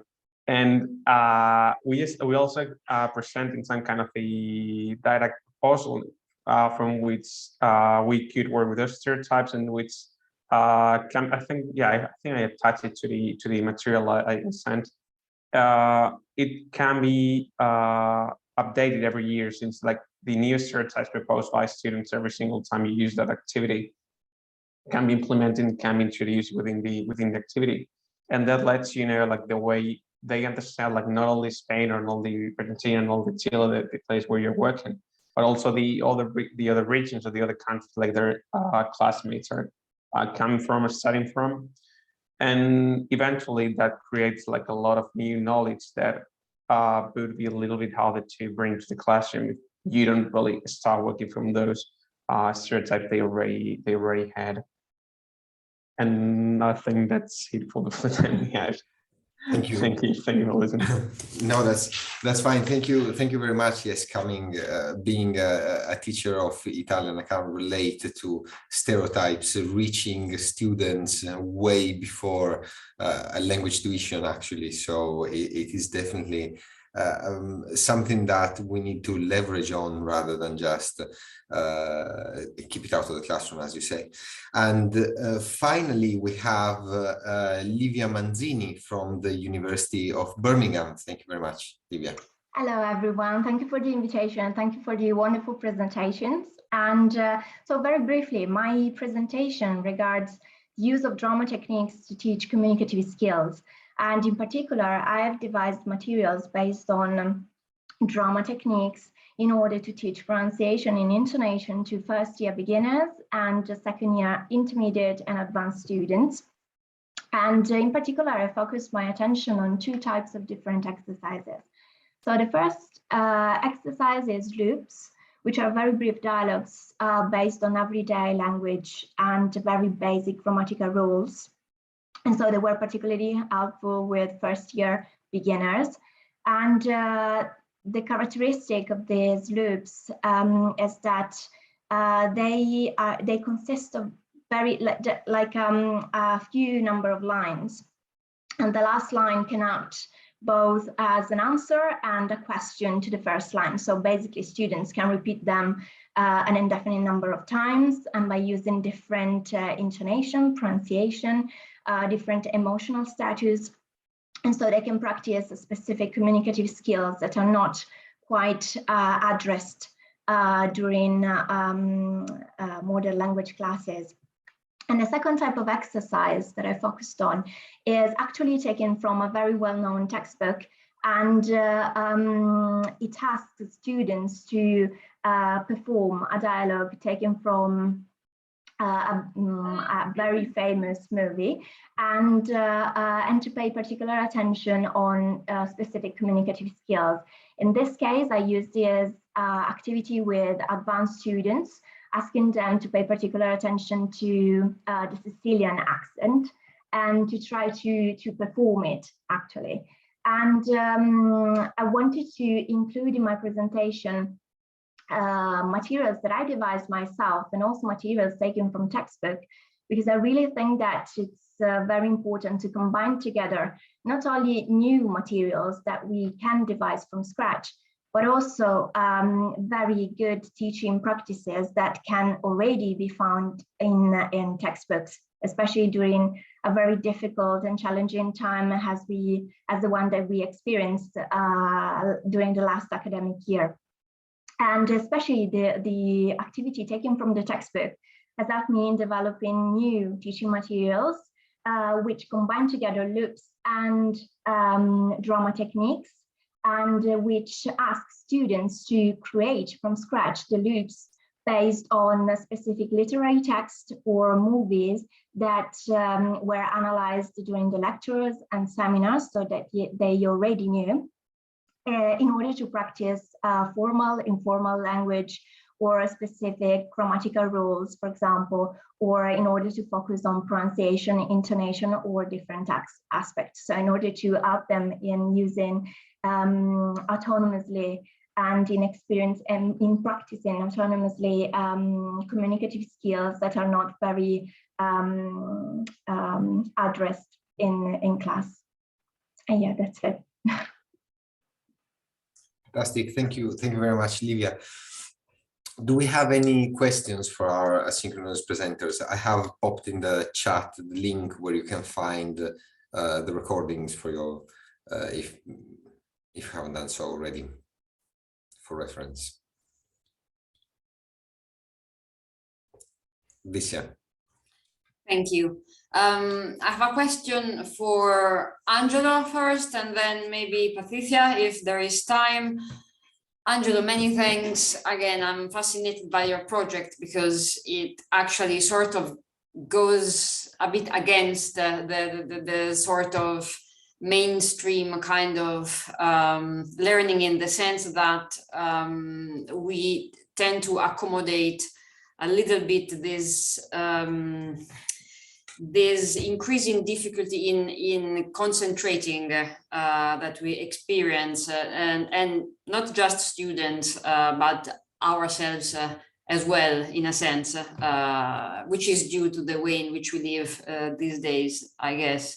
And so this is a way of teaching and a project that certainly deserves attention and that I admire very much. So I wanted to know more about the difficulties that you have met, which are mentioned in your paper, but only at the end. And you say that certainly the advantages and the pros of your experience outweigh greatly the issues. But if you can tell me in a short, a little bit more.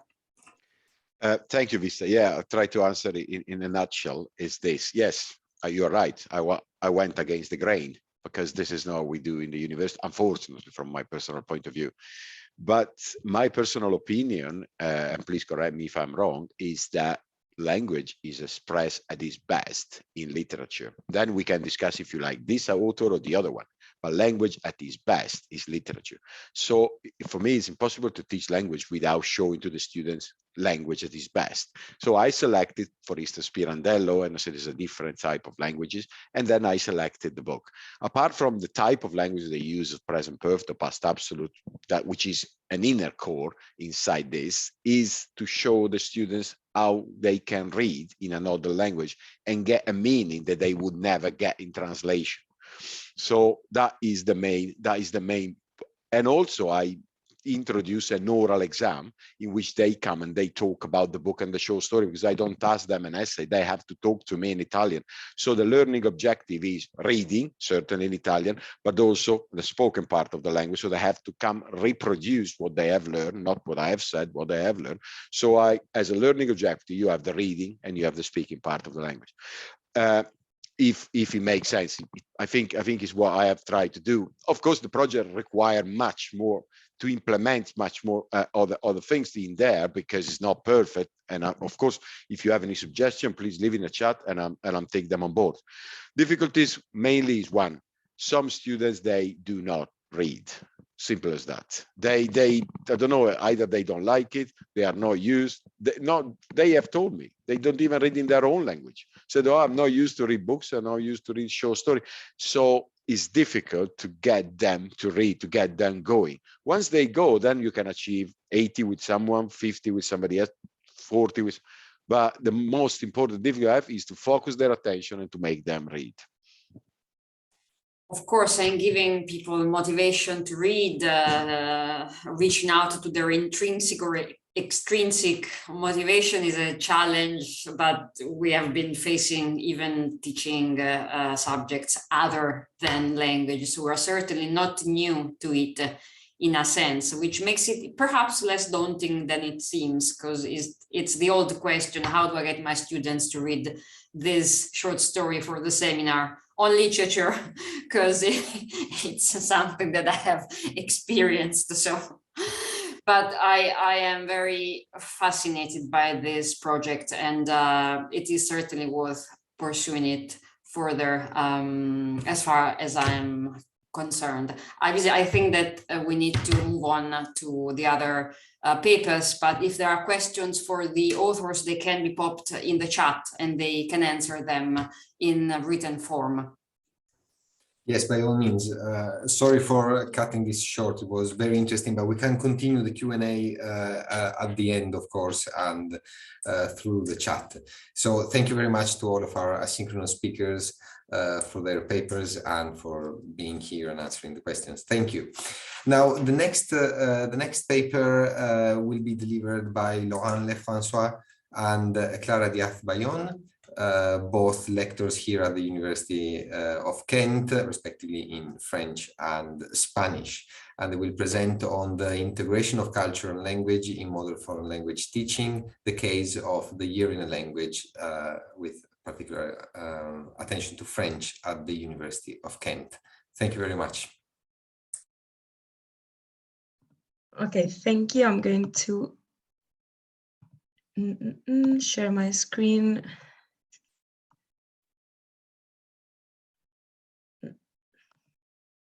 Okay. So, good evening, everyone. I'm going to start speaking. I'm Clara Díaz, and then I'm going to introduce, together with my colleague Lauranne, the integration of culture and language in modern foreign language teaching. And we're going to illustrate it with the case of year in a language, in this case, the French module offered at the University of Kent. So, first of all, I'm going to start speaking about the importance of the integration of culture and language in modern foreign language teaching.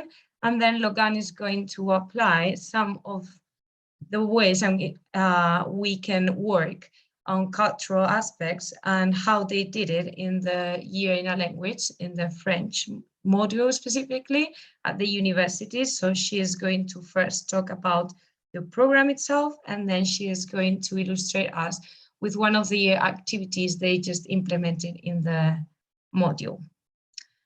So for us, teaching a language cannot leave on aside the cultural competence. For us, language learning is learning a language is learning a culture, and that's the basic and the starting point of our teaching activity.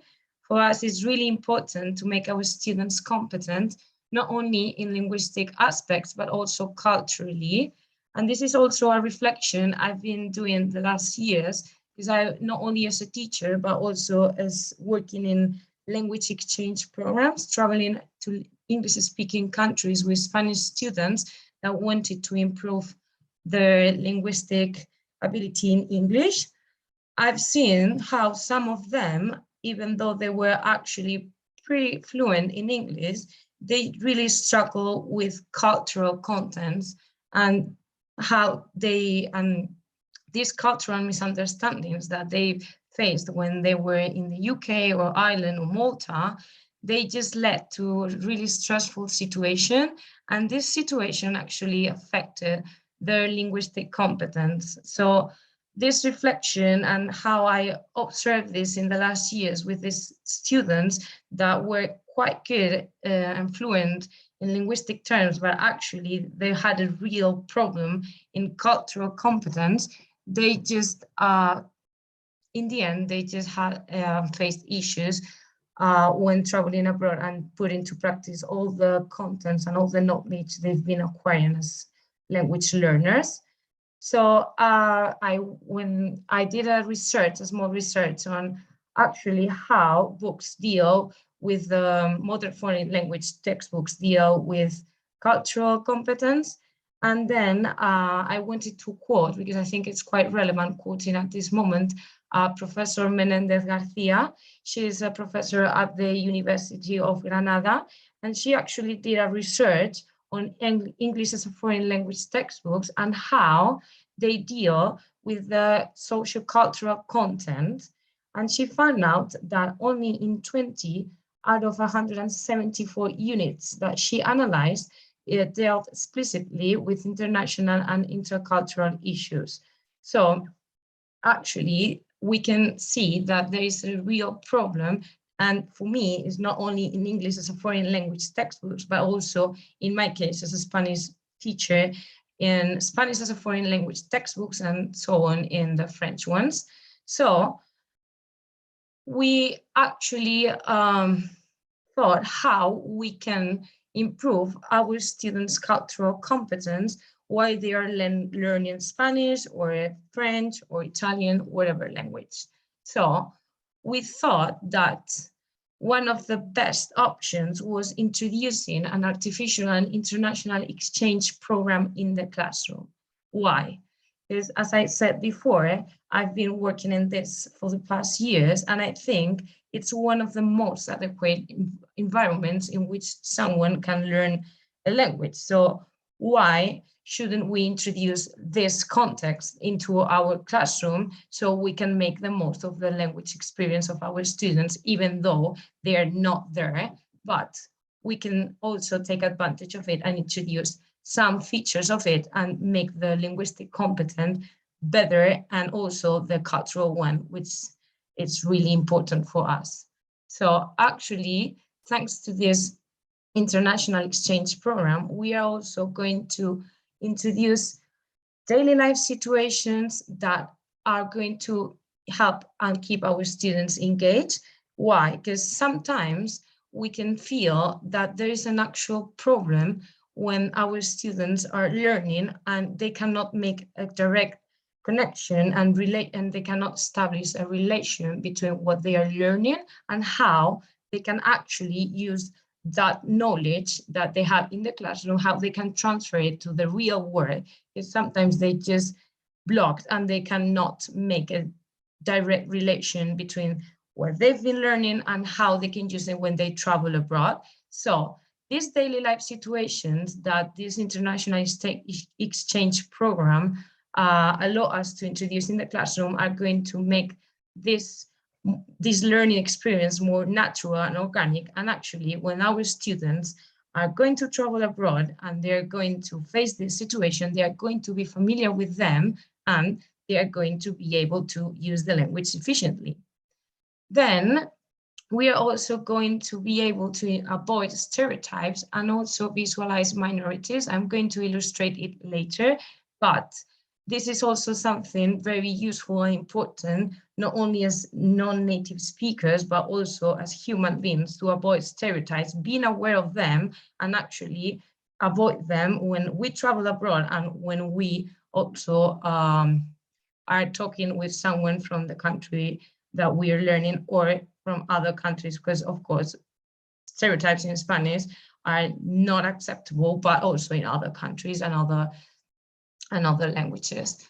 So, and also visualize minorities. This is also going to help us to keep our students engaged, because all our students, for example, English as a foreign language students, they know what is Halloween, but maybe we can introduce it in a different way that we can also teach them something new and keep them engaged in the end. And also the use of social media platforms, as Marisa was saying before, it's really important to be aware of the modern world we are living in and make the most of it, and introduce this. By introducing these social media platforms, we are going to be able to make our language classes more attractive for the students, and also make again a connection between the real world and the classroom, which is, I think, is also a very important final goal as teachers. So the program itself, how it's going to work. So the students will be immersing in artificial language exchange programs. As I said before, they will be fictional exchange students in a foreign country, in Spain or Latin America if they're Spanish learners, but France or Switzerland for French ones, or Italy for Italian ones. This applies to any language. Then this experience abroad is going to be used as the main guiding line for the language learning. I think that is very important because of the things that I've been mentioning before, but also because sometimes when we're working and we're just working with our textbooks, we can see that in a unit, the reading is about a topic and then we go and practice the listening about a completely different thing, and then the writing is something completely different. And I think that sometimes students actually realize of this and they get lost because they cannot make a connection. So giving them the opportunity of learning in a whole, as a whole, and having in this case, a language exchange program as a main guiding line is going to allow us to work on all the skills, language skills, the oral skill, the reading, the writing, and the listening as a whole. And then our students are not going to be lost. So here we have an example. So how we can work on past tenses. This is an example for English learners. So in this case, the exchange experience is going to be in the US. Our students will be immersed in an exchange program in the US. So they're going to expand Thanksgiving break in New Orleans. So we're going to, at the very beginning of the unit, we're saying, okay, so now as we are in Thanksgiving break, this is also going to allow us to talk about Thanksgiving and the importance of the celebration in the US. And then we are going to spend Thanksgiving break in New Orleans. So, for example, for the oral practice, the students are going to do a Google Maps tour, a terrific tour. So again, we are introducing technologies in our language classes. So Google Maps, they are going to go to New Orleans and then look for places that are relevant, houses that are relevant because of the haunted stories, because in New Orleans there are plenty of examples like this. So they are going to choose some, they are going to pin it on a Google Maps map, and they are going to write in English, of course, about the history and why that place is relevant for a terrific tour. They are going to pin 3 or 4 stops, and then they are going to present it to the classroom.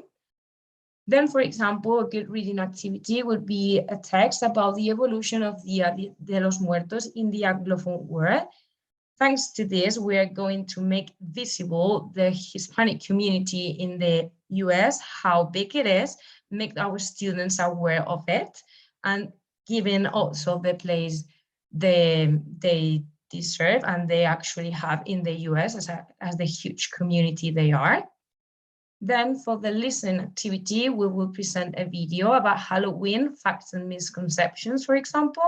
This is again going to allow us to avoid stereotypes and give our students another view on this celebration, and again, keep them engaged. Because of course, if we ask them what is Halloween, they of course will know. However, and they will be probably bored, like, oh my God, this teacher is going to talk again about Halloween. However, if we just present it in a different way, our students are going to be like more willing to pay attention, and they will actually learn new things.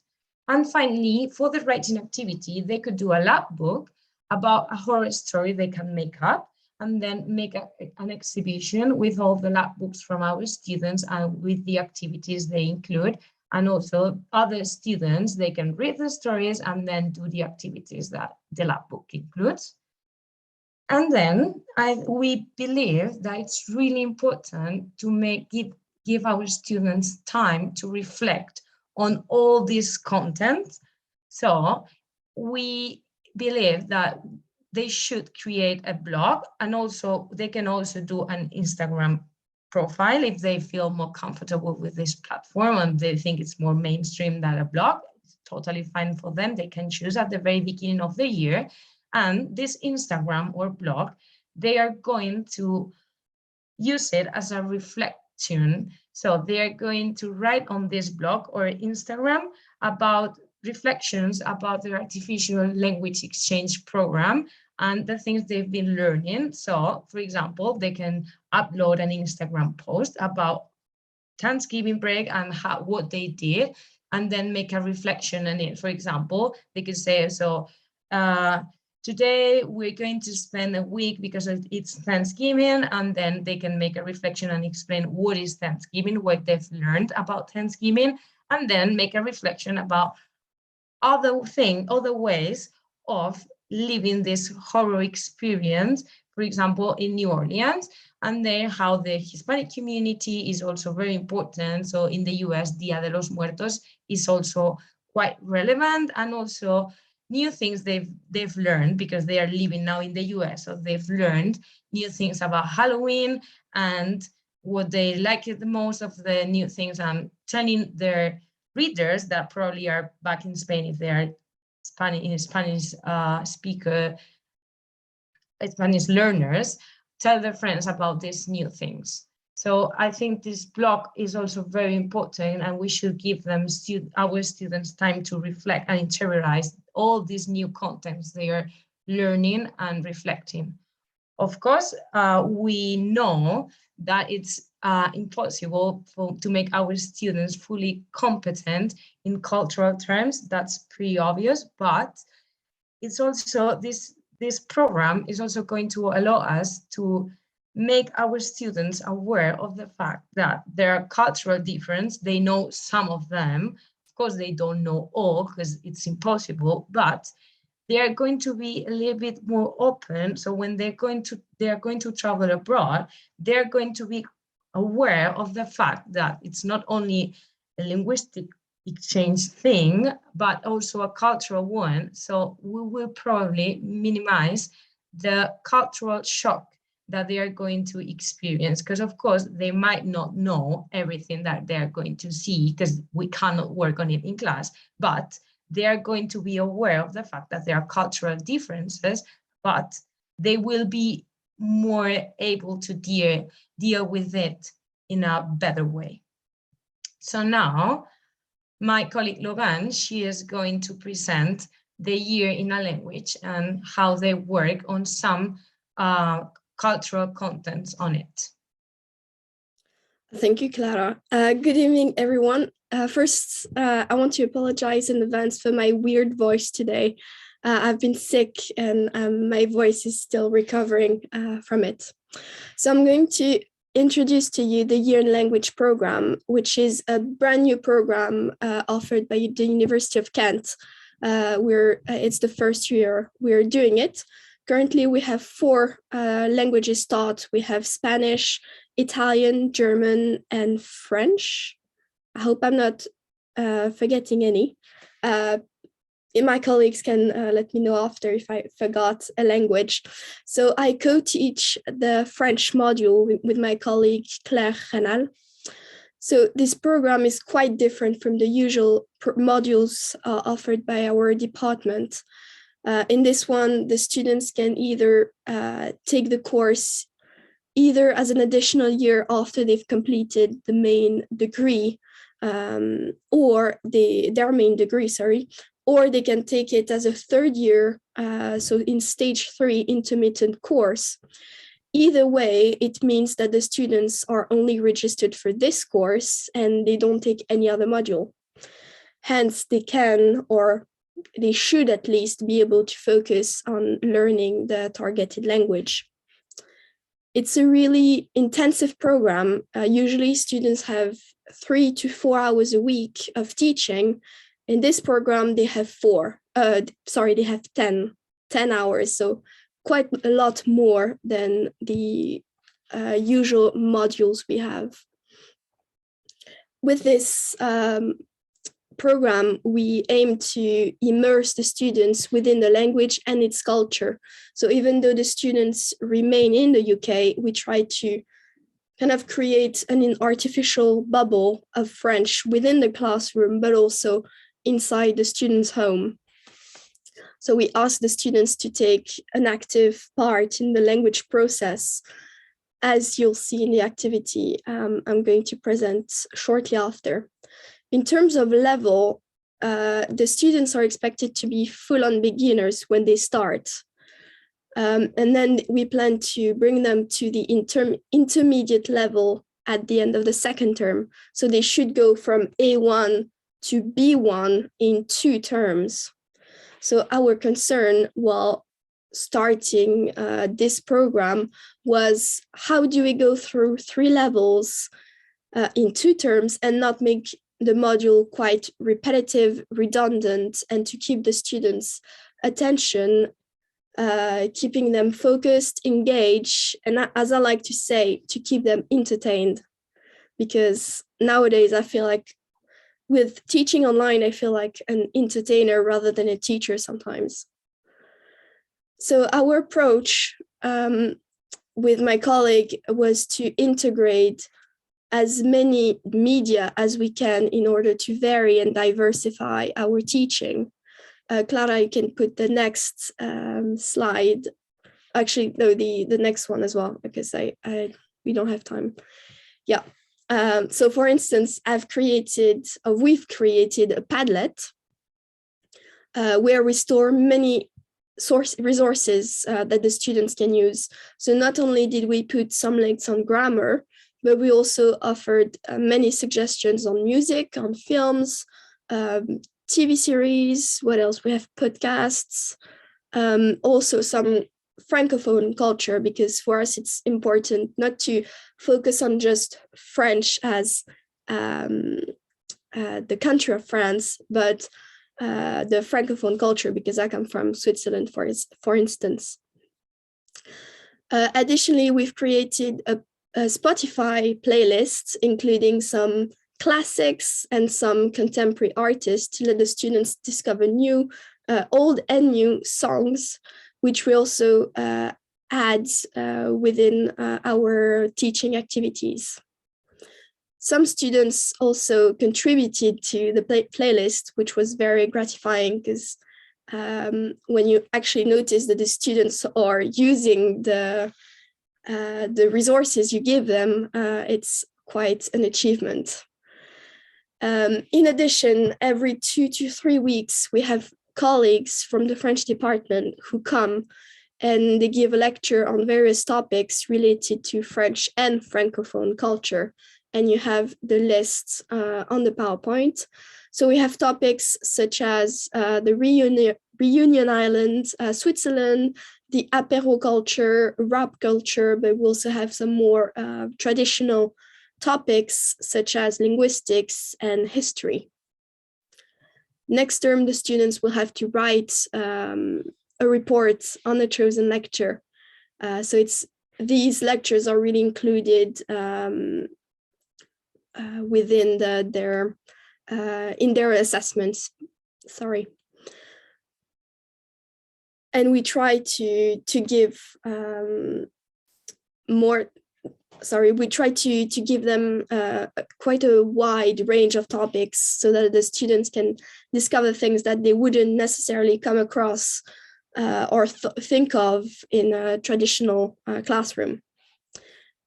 And so this brings me to the specific activity which I wanted to present to you today, which is the recipe activity. So you have on the PowerPoint what we asked the students to do.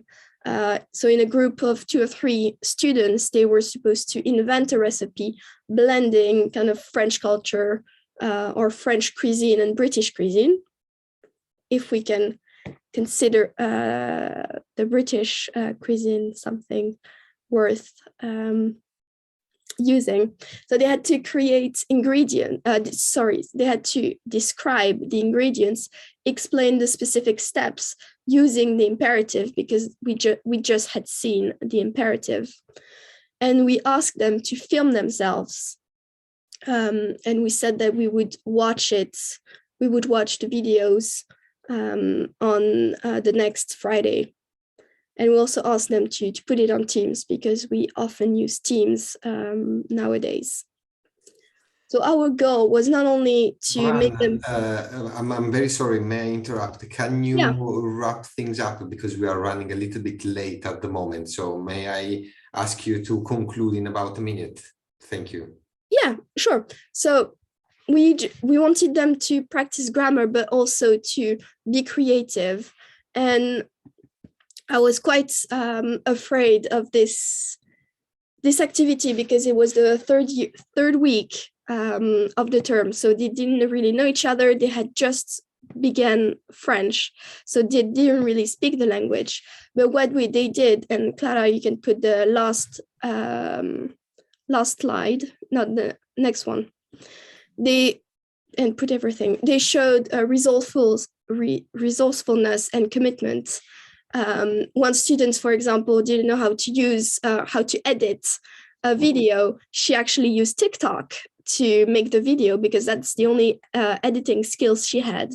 Another one was very shy, but he used his editing skills to put a famous actor on his face so we couldn't see his face. So what they did is we kind of lost the cultural aspect of French cuisine in this particular activity. However, they added humor, they put a bit of cliches of French, but we'll accept this because it was the third week of the term.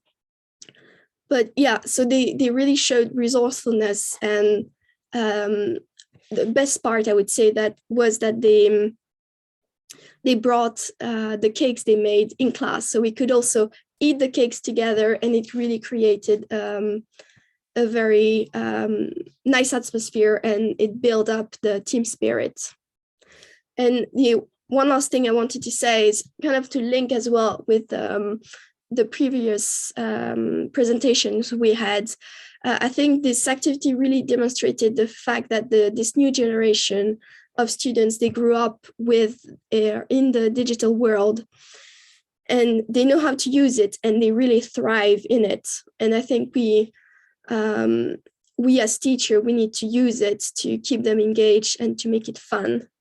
And I hope that we will have fun in the process as well. But we really need to work together with the students, but also with other teachers in order to do this. Thank you for your attention. Thank you very much, Lauranne and Clara. Thank you, and sorry for interrupting. Unfortunately, we are squeezing a lot in very little time. So thank you very much, and I will present the last speakers for today, Maggie, Awadalla, and Rusu, both senior language tutors at the Language Center, respectively in Arabic and Mandarin. They will present on the integration of cultural knowledge in assessment patterns. Thank you very much, Maggie. Thank you very much, Alveze, for introducing us, and thank you for inviting us to talk today.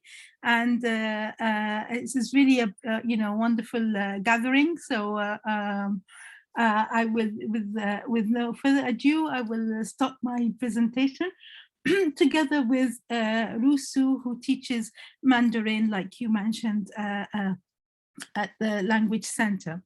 Today we're going to talk about the integration of the cultural knowledge in our assessment patterns. Now, to put it in context, we are part of the world languages. So I'm Maggie and I teach Arabic. Sue teaches Mandarin, and Manu Suzuki teaches Japanese. And we teach it as currently we're teaching these languages as wild modules, and some of them are optional, but we teach them 3 hours a week.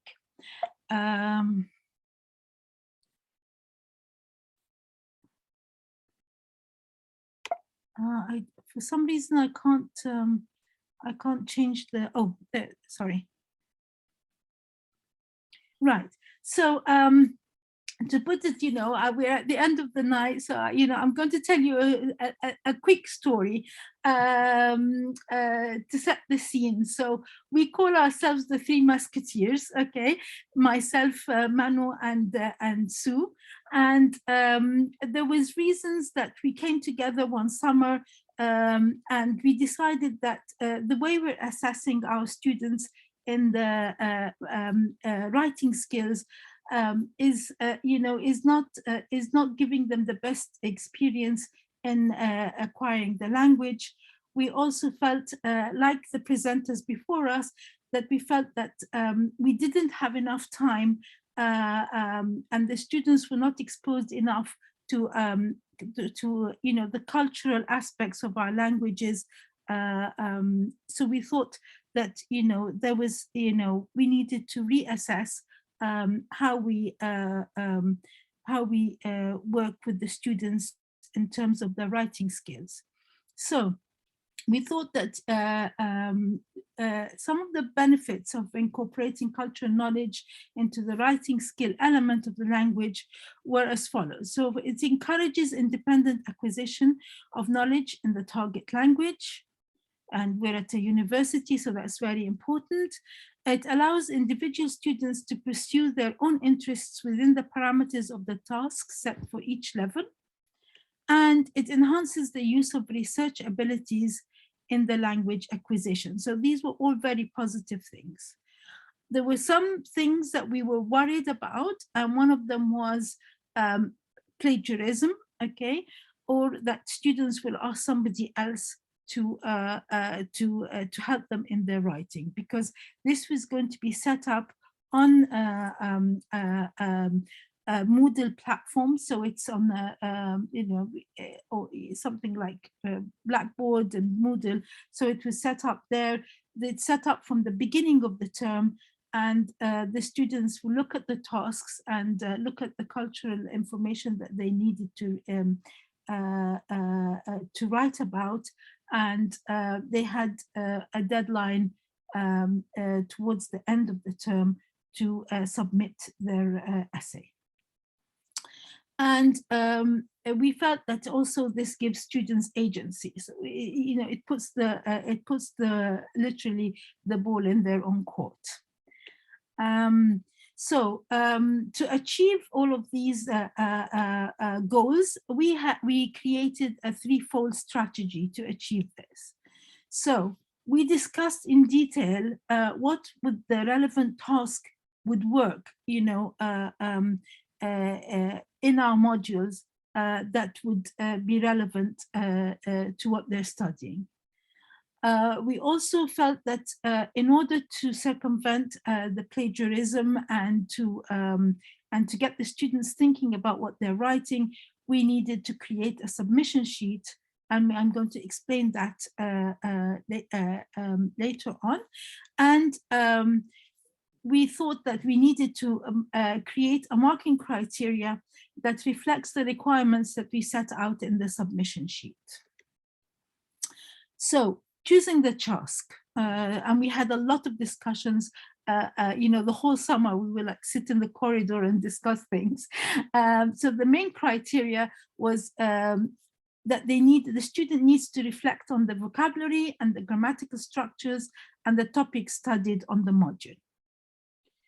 And the students had to enable, it had to encourage the students to develop their own interests and demonstrate, the relevance to their personal interests. And I'm going to explain that a little bit later, because we felt that, if they have to explain why they chose, for example, a certain character and what is it relevant to them. So why have they chosen it? Is it because they're studying politics, so they chose a politician, for example, or they're interested in film and the drama, so they chose a well-known actor. So those are the things that we required the students to think about and demonstrate how their choices were relevant to their own personal interests. So, for example, in one of the tasks in the Arabic module, it's an intermediate level, and we divided it into 2 tasks, okay? The first task was around about 50 words, where they would, in English, briefly research an institution in an Arab country that teaches Arabic as a foreign language. So I'm also developing this desire that, eventually they would go to an Arab country and continue their learning of their target language. And then I asked them to fill in Arabic an application form, okay? And you can see here that I'm giving them an example from the book that they're reading. They're studying from the textbook. It's called Al-Kitab, to have a look at it and see if they could find something similar. There are kind of information, specific kinds of information that they need to write about. So the name of the institution, it has to be an actual institution that they research. Now, because we have decided that that our essays needed to be anonymous, they had to provide a fictitious name, not their own name. So do not use your own name. They need to provide things like nationalities of these are words that they've learned and where they previously studied Arabic and to what level, and the languages they speak in fluency. So they're using the language that they have learned in the module itself. And then after they fill in this application, basically I'm asking them in approximately 500 words in Arabic to write about why they're applying to this institution. So they've researched the institutions. They would think, oh, I fancy going to Morocco, I fancy going to Egypt. And then they write like a statement and submission statement. So they would say, talk about what they've studied, the duration that they want to do, and then the current ability of spoken Arabic, okay? And then what they hope they'd get out of the course they're applying for.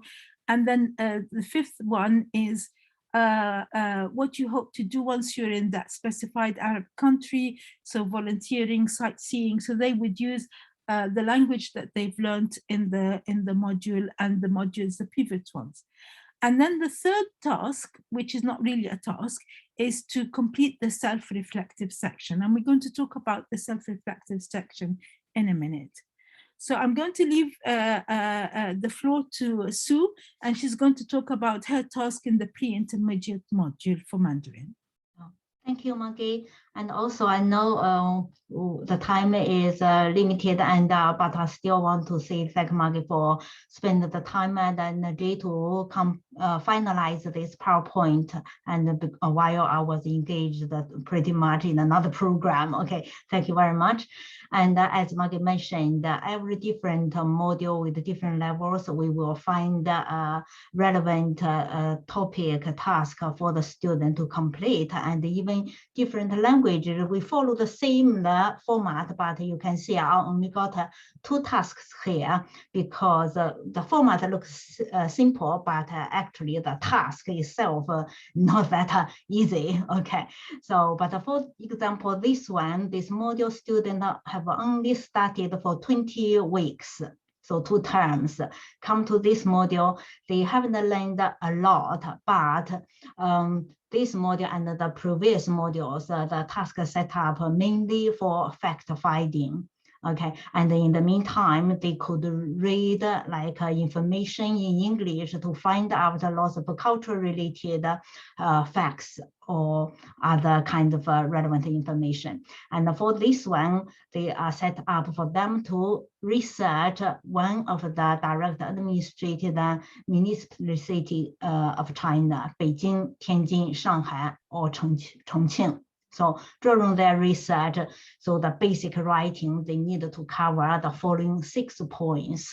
Okay, then they can, especially the last point, they can compare the differences between the chosen city and their own hometown, or even home country if the country is relatively small. Okay, and that's the main concept and how we set up tasks. For other modules, for example, other slightly higher level module I set up as for them to search and talk about a cuisine, okay, Chinese cuisine, and comparing one of the Chinese cuisine with their own cuisine or their favorite food, something like that, which a student found very interesting, and they have lots to write about, and they also reuse the languages and the grammatical knowledge in their writing. Okay, and then the second task is complete the self-reflective section, which Maggie will explain further. Thank you very much. Back to you, Maggie. So the submission sheet has got the self-reflective part. So these are the kind of the main sections that we included in the submission sheet. So the self-reflective section that the students need to write about. Referencing section. So whatever research they have done, they need to reference it and document it. This is another part that we thought was important, so that to avoid plagiarism is that we ask them to document the vocabulary and grammatical expressions that they've used, and I'm going to explain. And at the end of the submission sheet, there's a plagiarism declaration that they need to sign before submitting their work to Moodle. We did some work over that summer with our technical team, which were brilliant, to make sure that we can also detect in our target languages, Moodle is capable of Turnitin, which is a Moodle software that you upload essays to, that it can detect any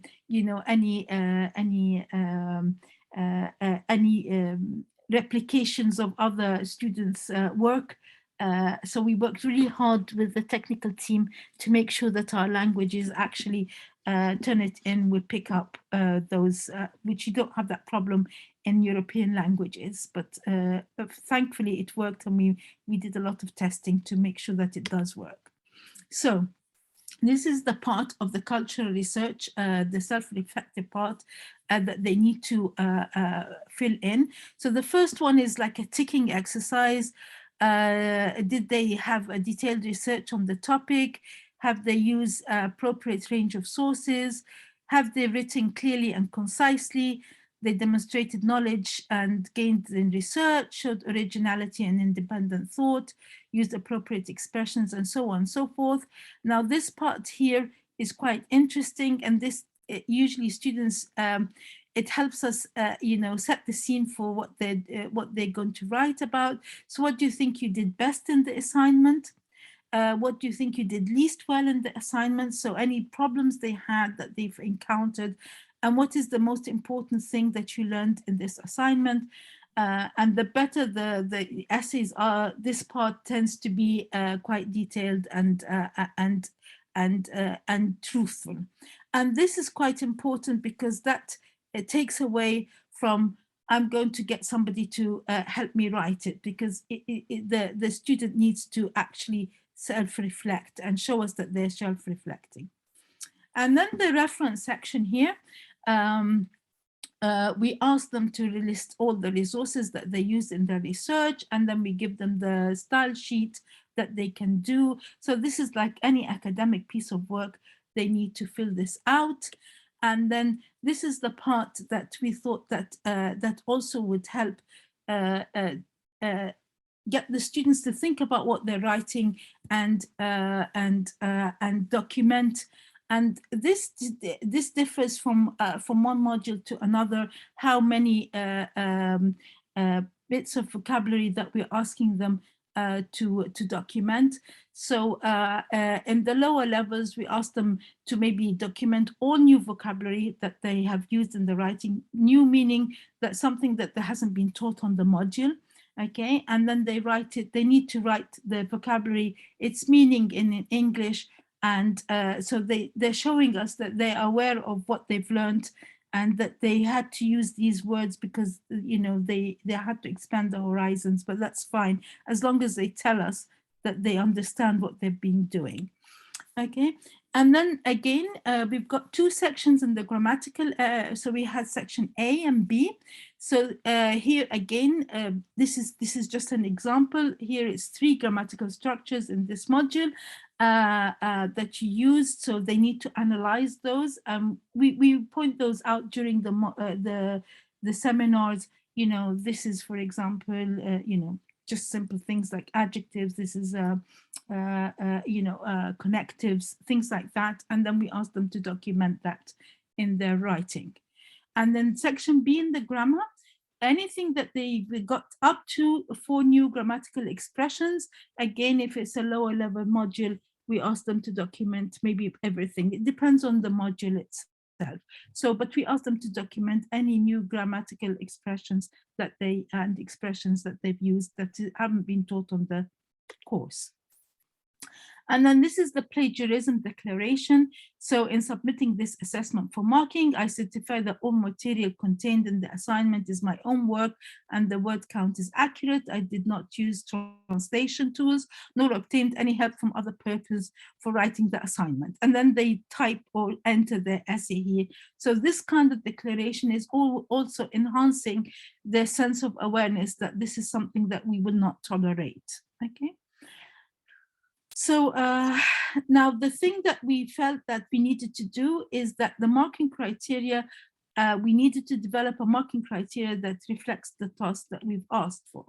So this is the first attempt. So this is the first year we had this marking criteria, and we divided them into 3 basic sections.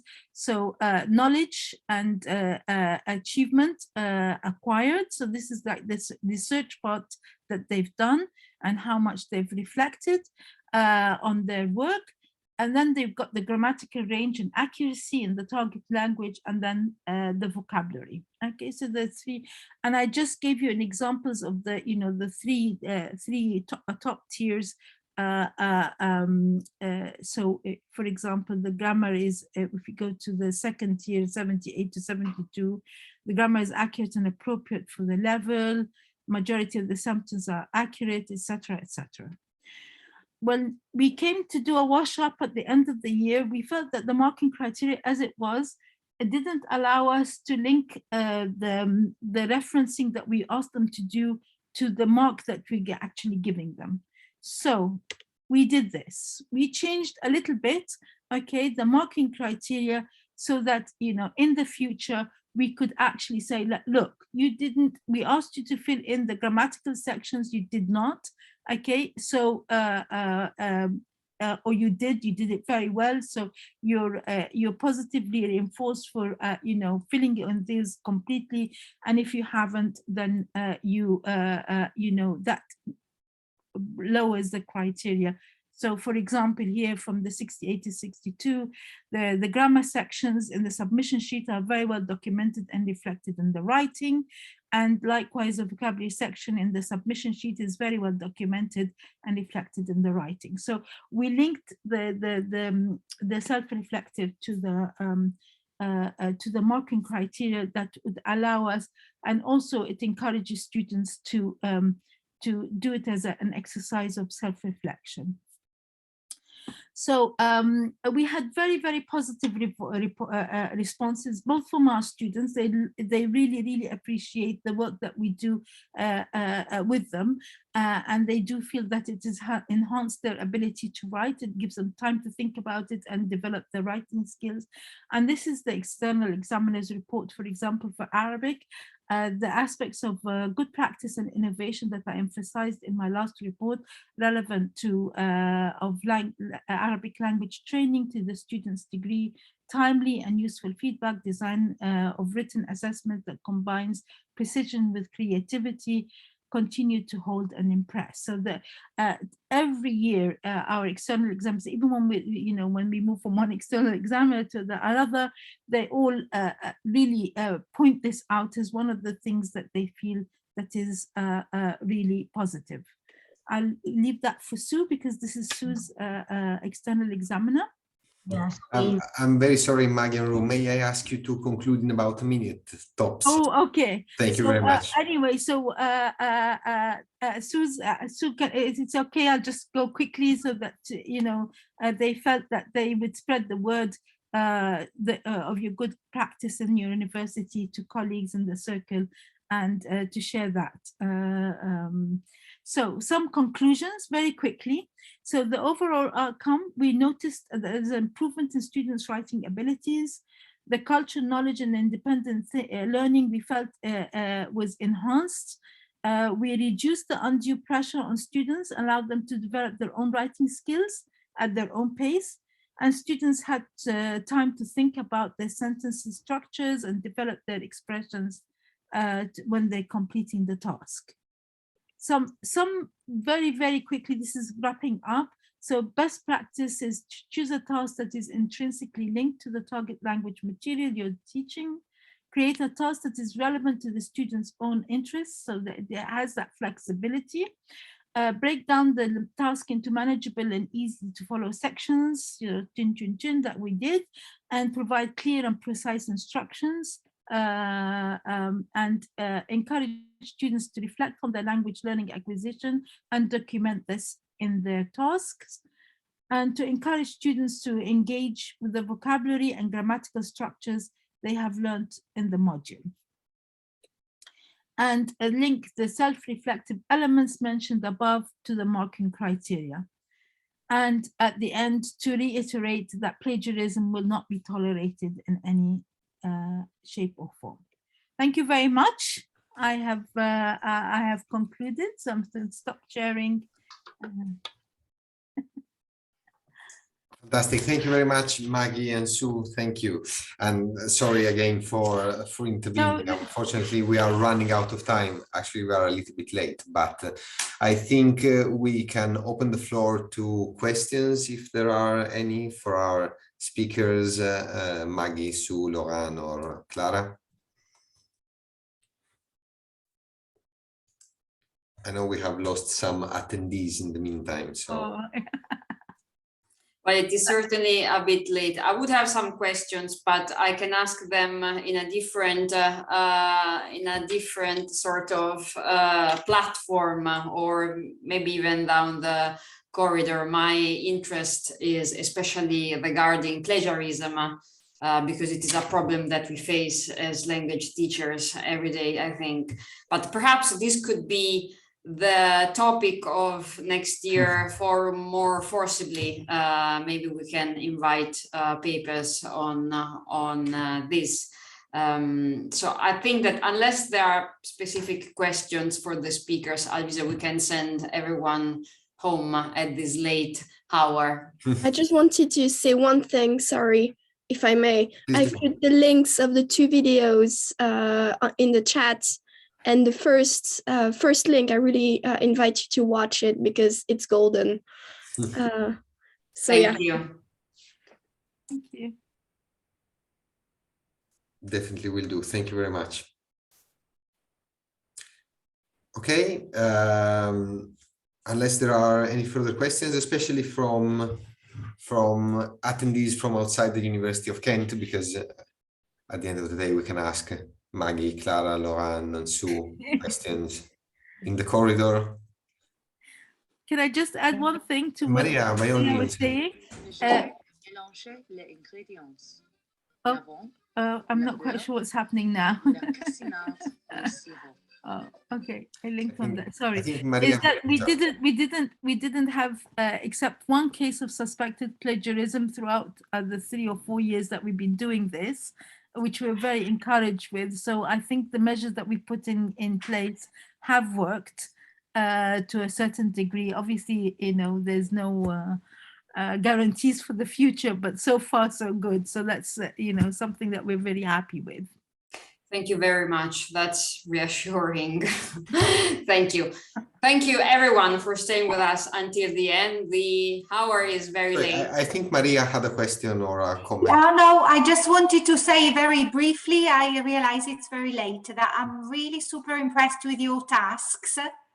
I think they're excellent, but I also share the concern about, not concerned about plagiarism, but I think, yeah, we need to discuss assessment formats for language for the future. So, yeah, I think that's very good. Thank you, everyone. Then it's an item in the agenda of the next Modern Languages Teaching Forum, I think. That's fantastic. Thank you. Thank you very much, everyone, all the speakers, all the attendees, all the ones who stayed with us until the very last minute and delayed your dinner. I will not make this any more formal than it has to be because everyone is very hungry at this point. Thank you very much. We'll bye. Arrivederci. Ciao. Salut. Thank you. Thank you, everyone, especially the organizers. Thank you. Thank you. Thanks to them. Brilliant. Thank you. Thank you. Bye-bye. Bye.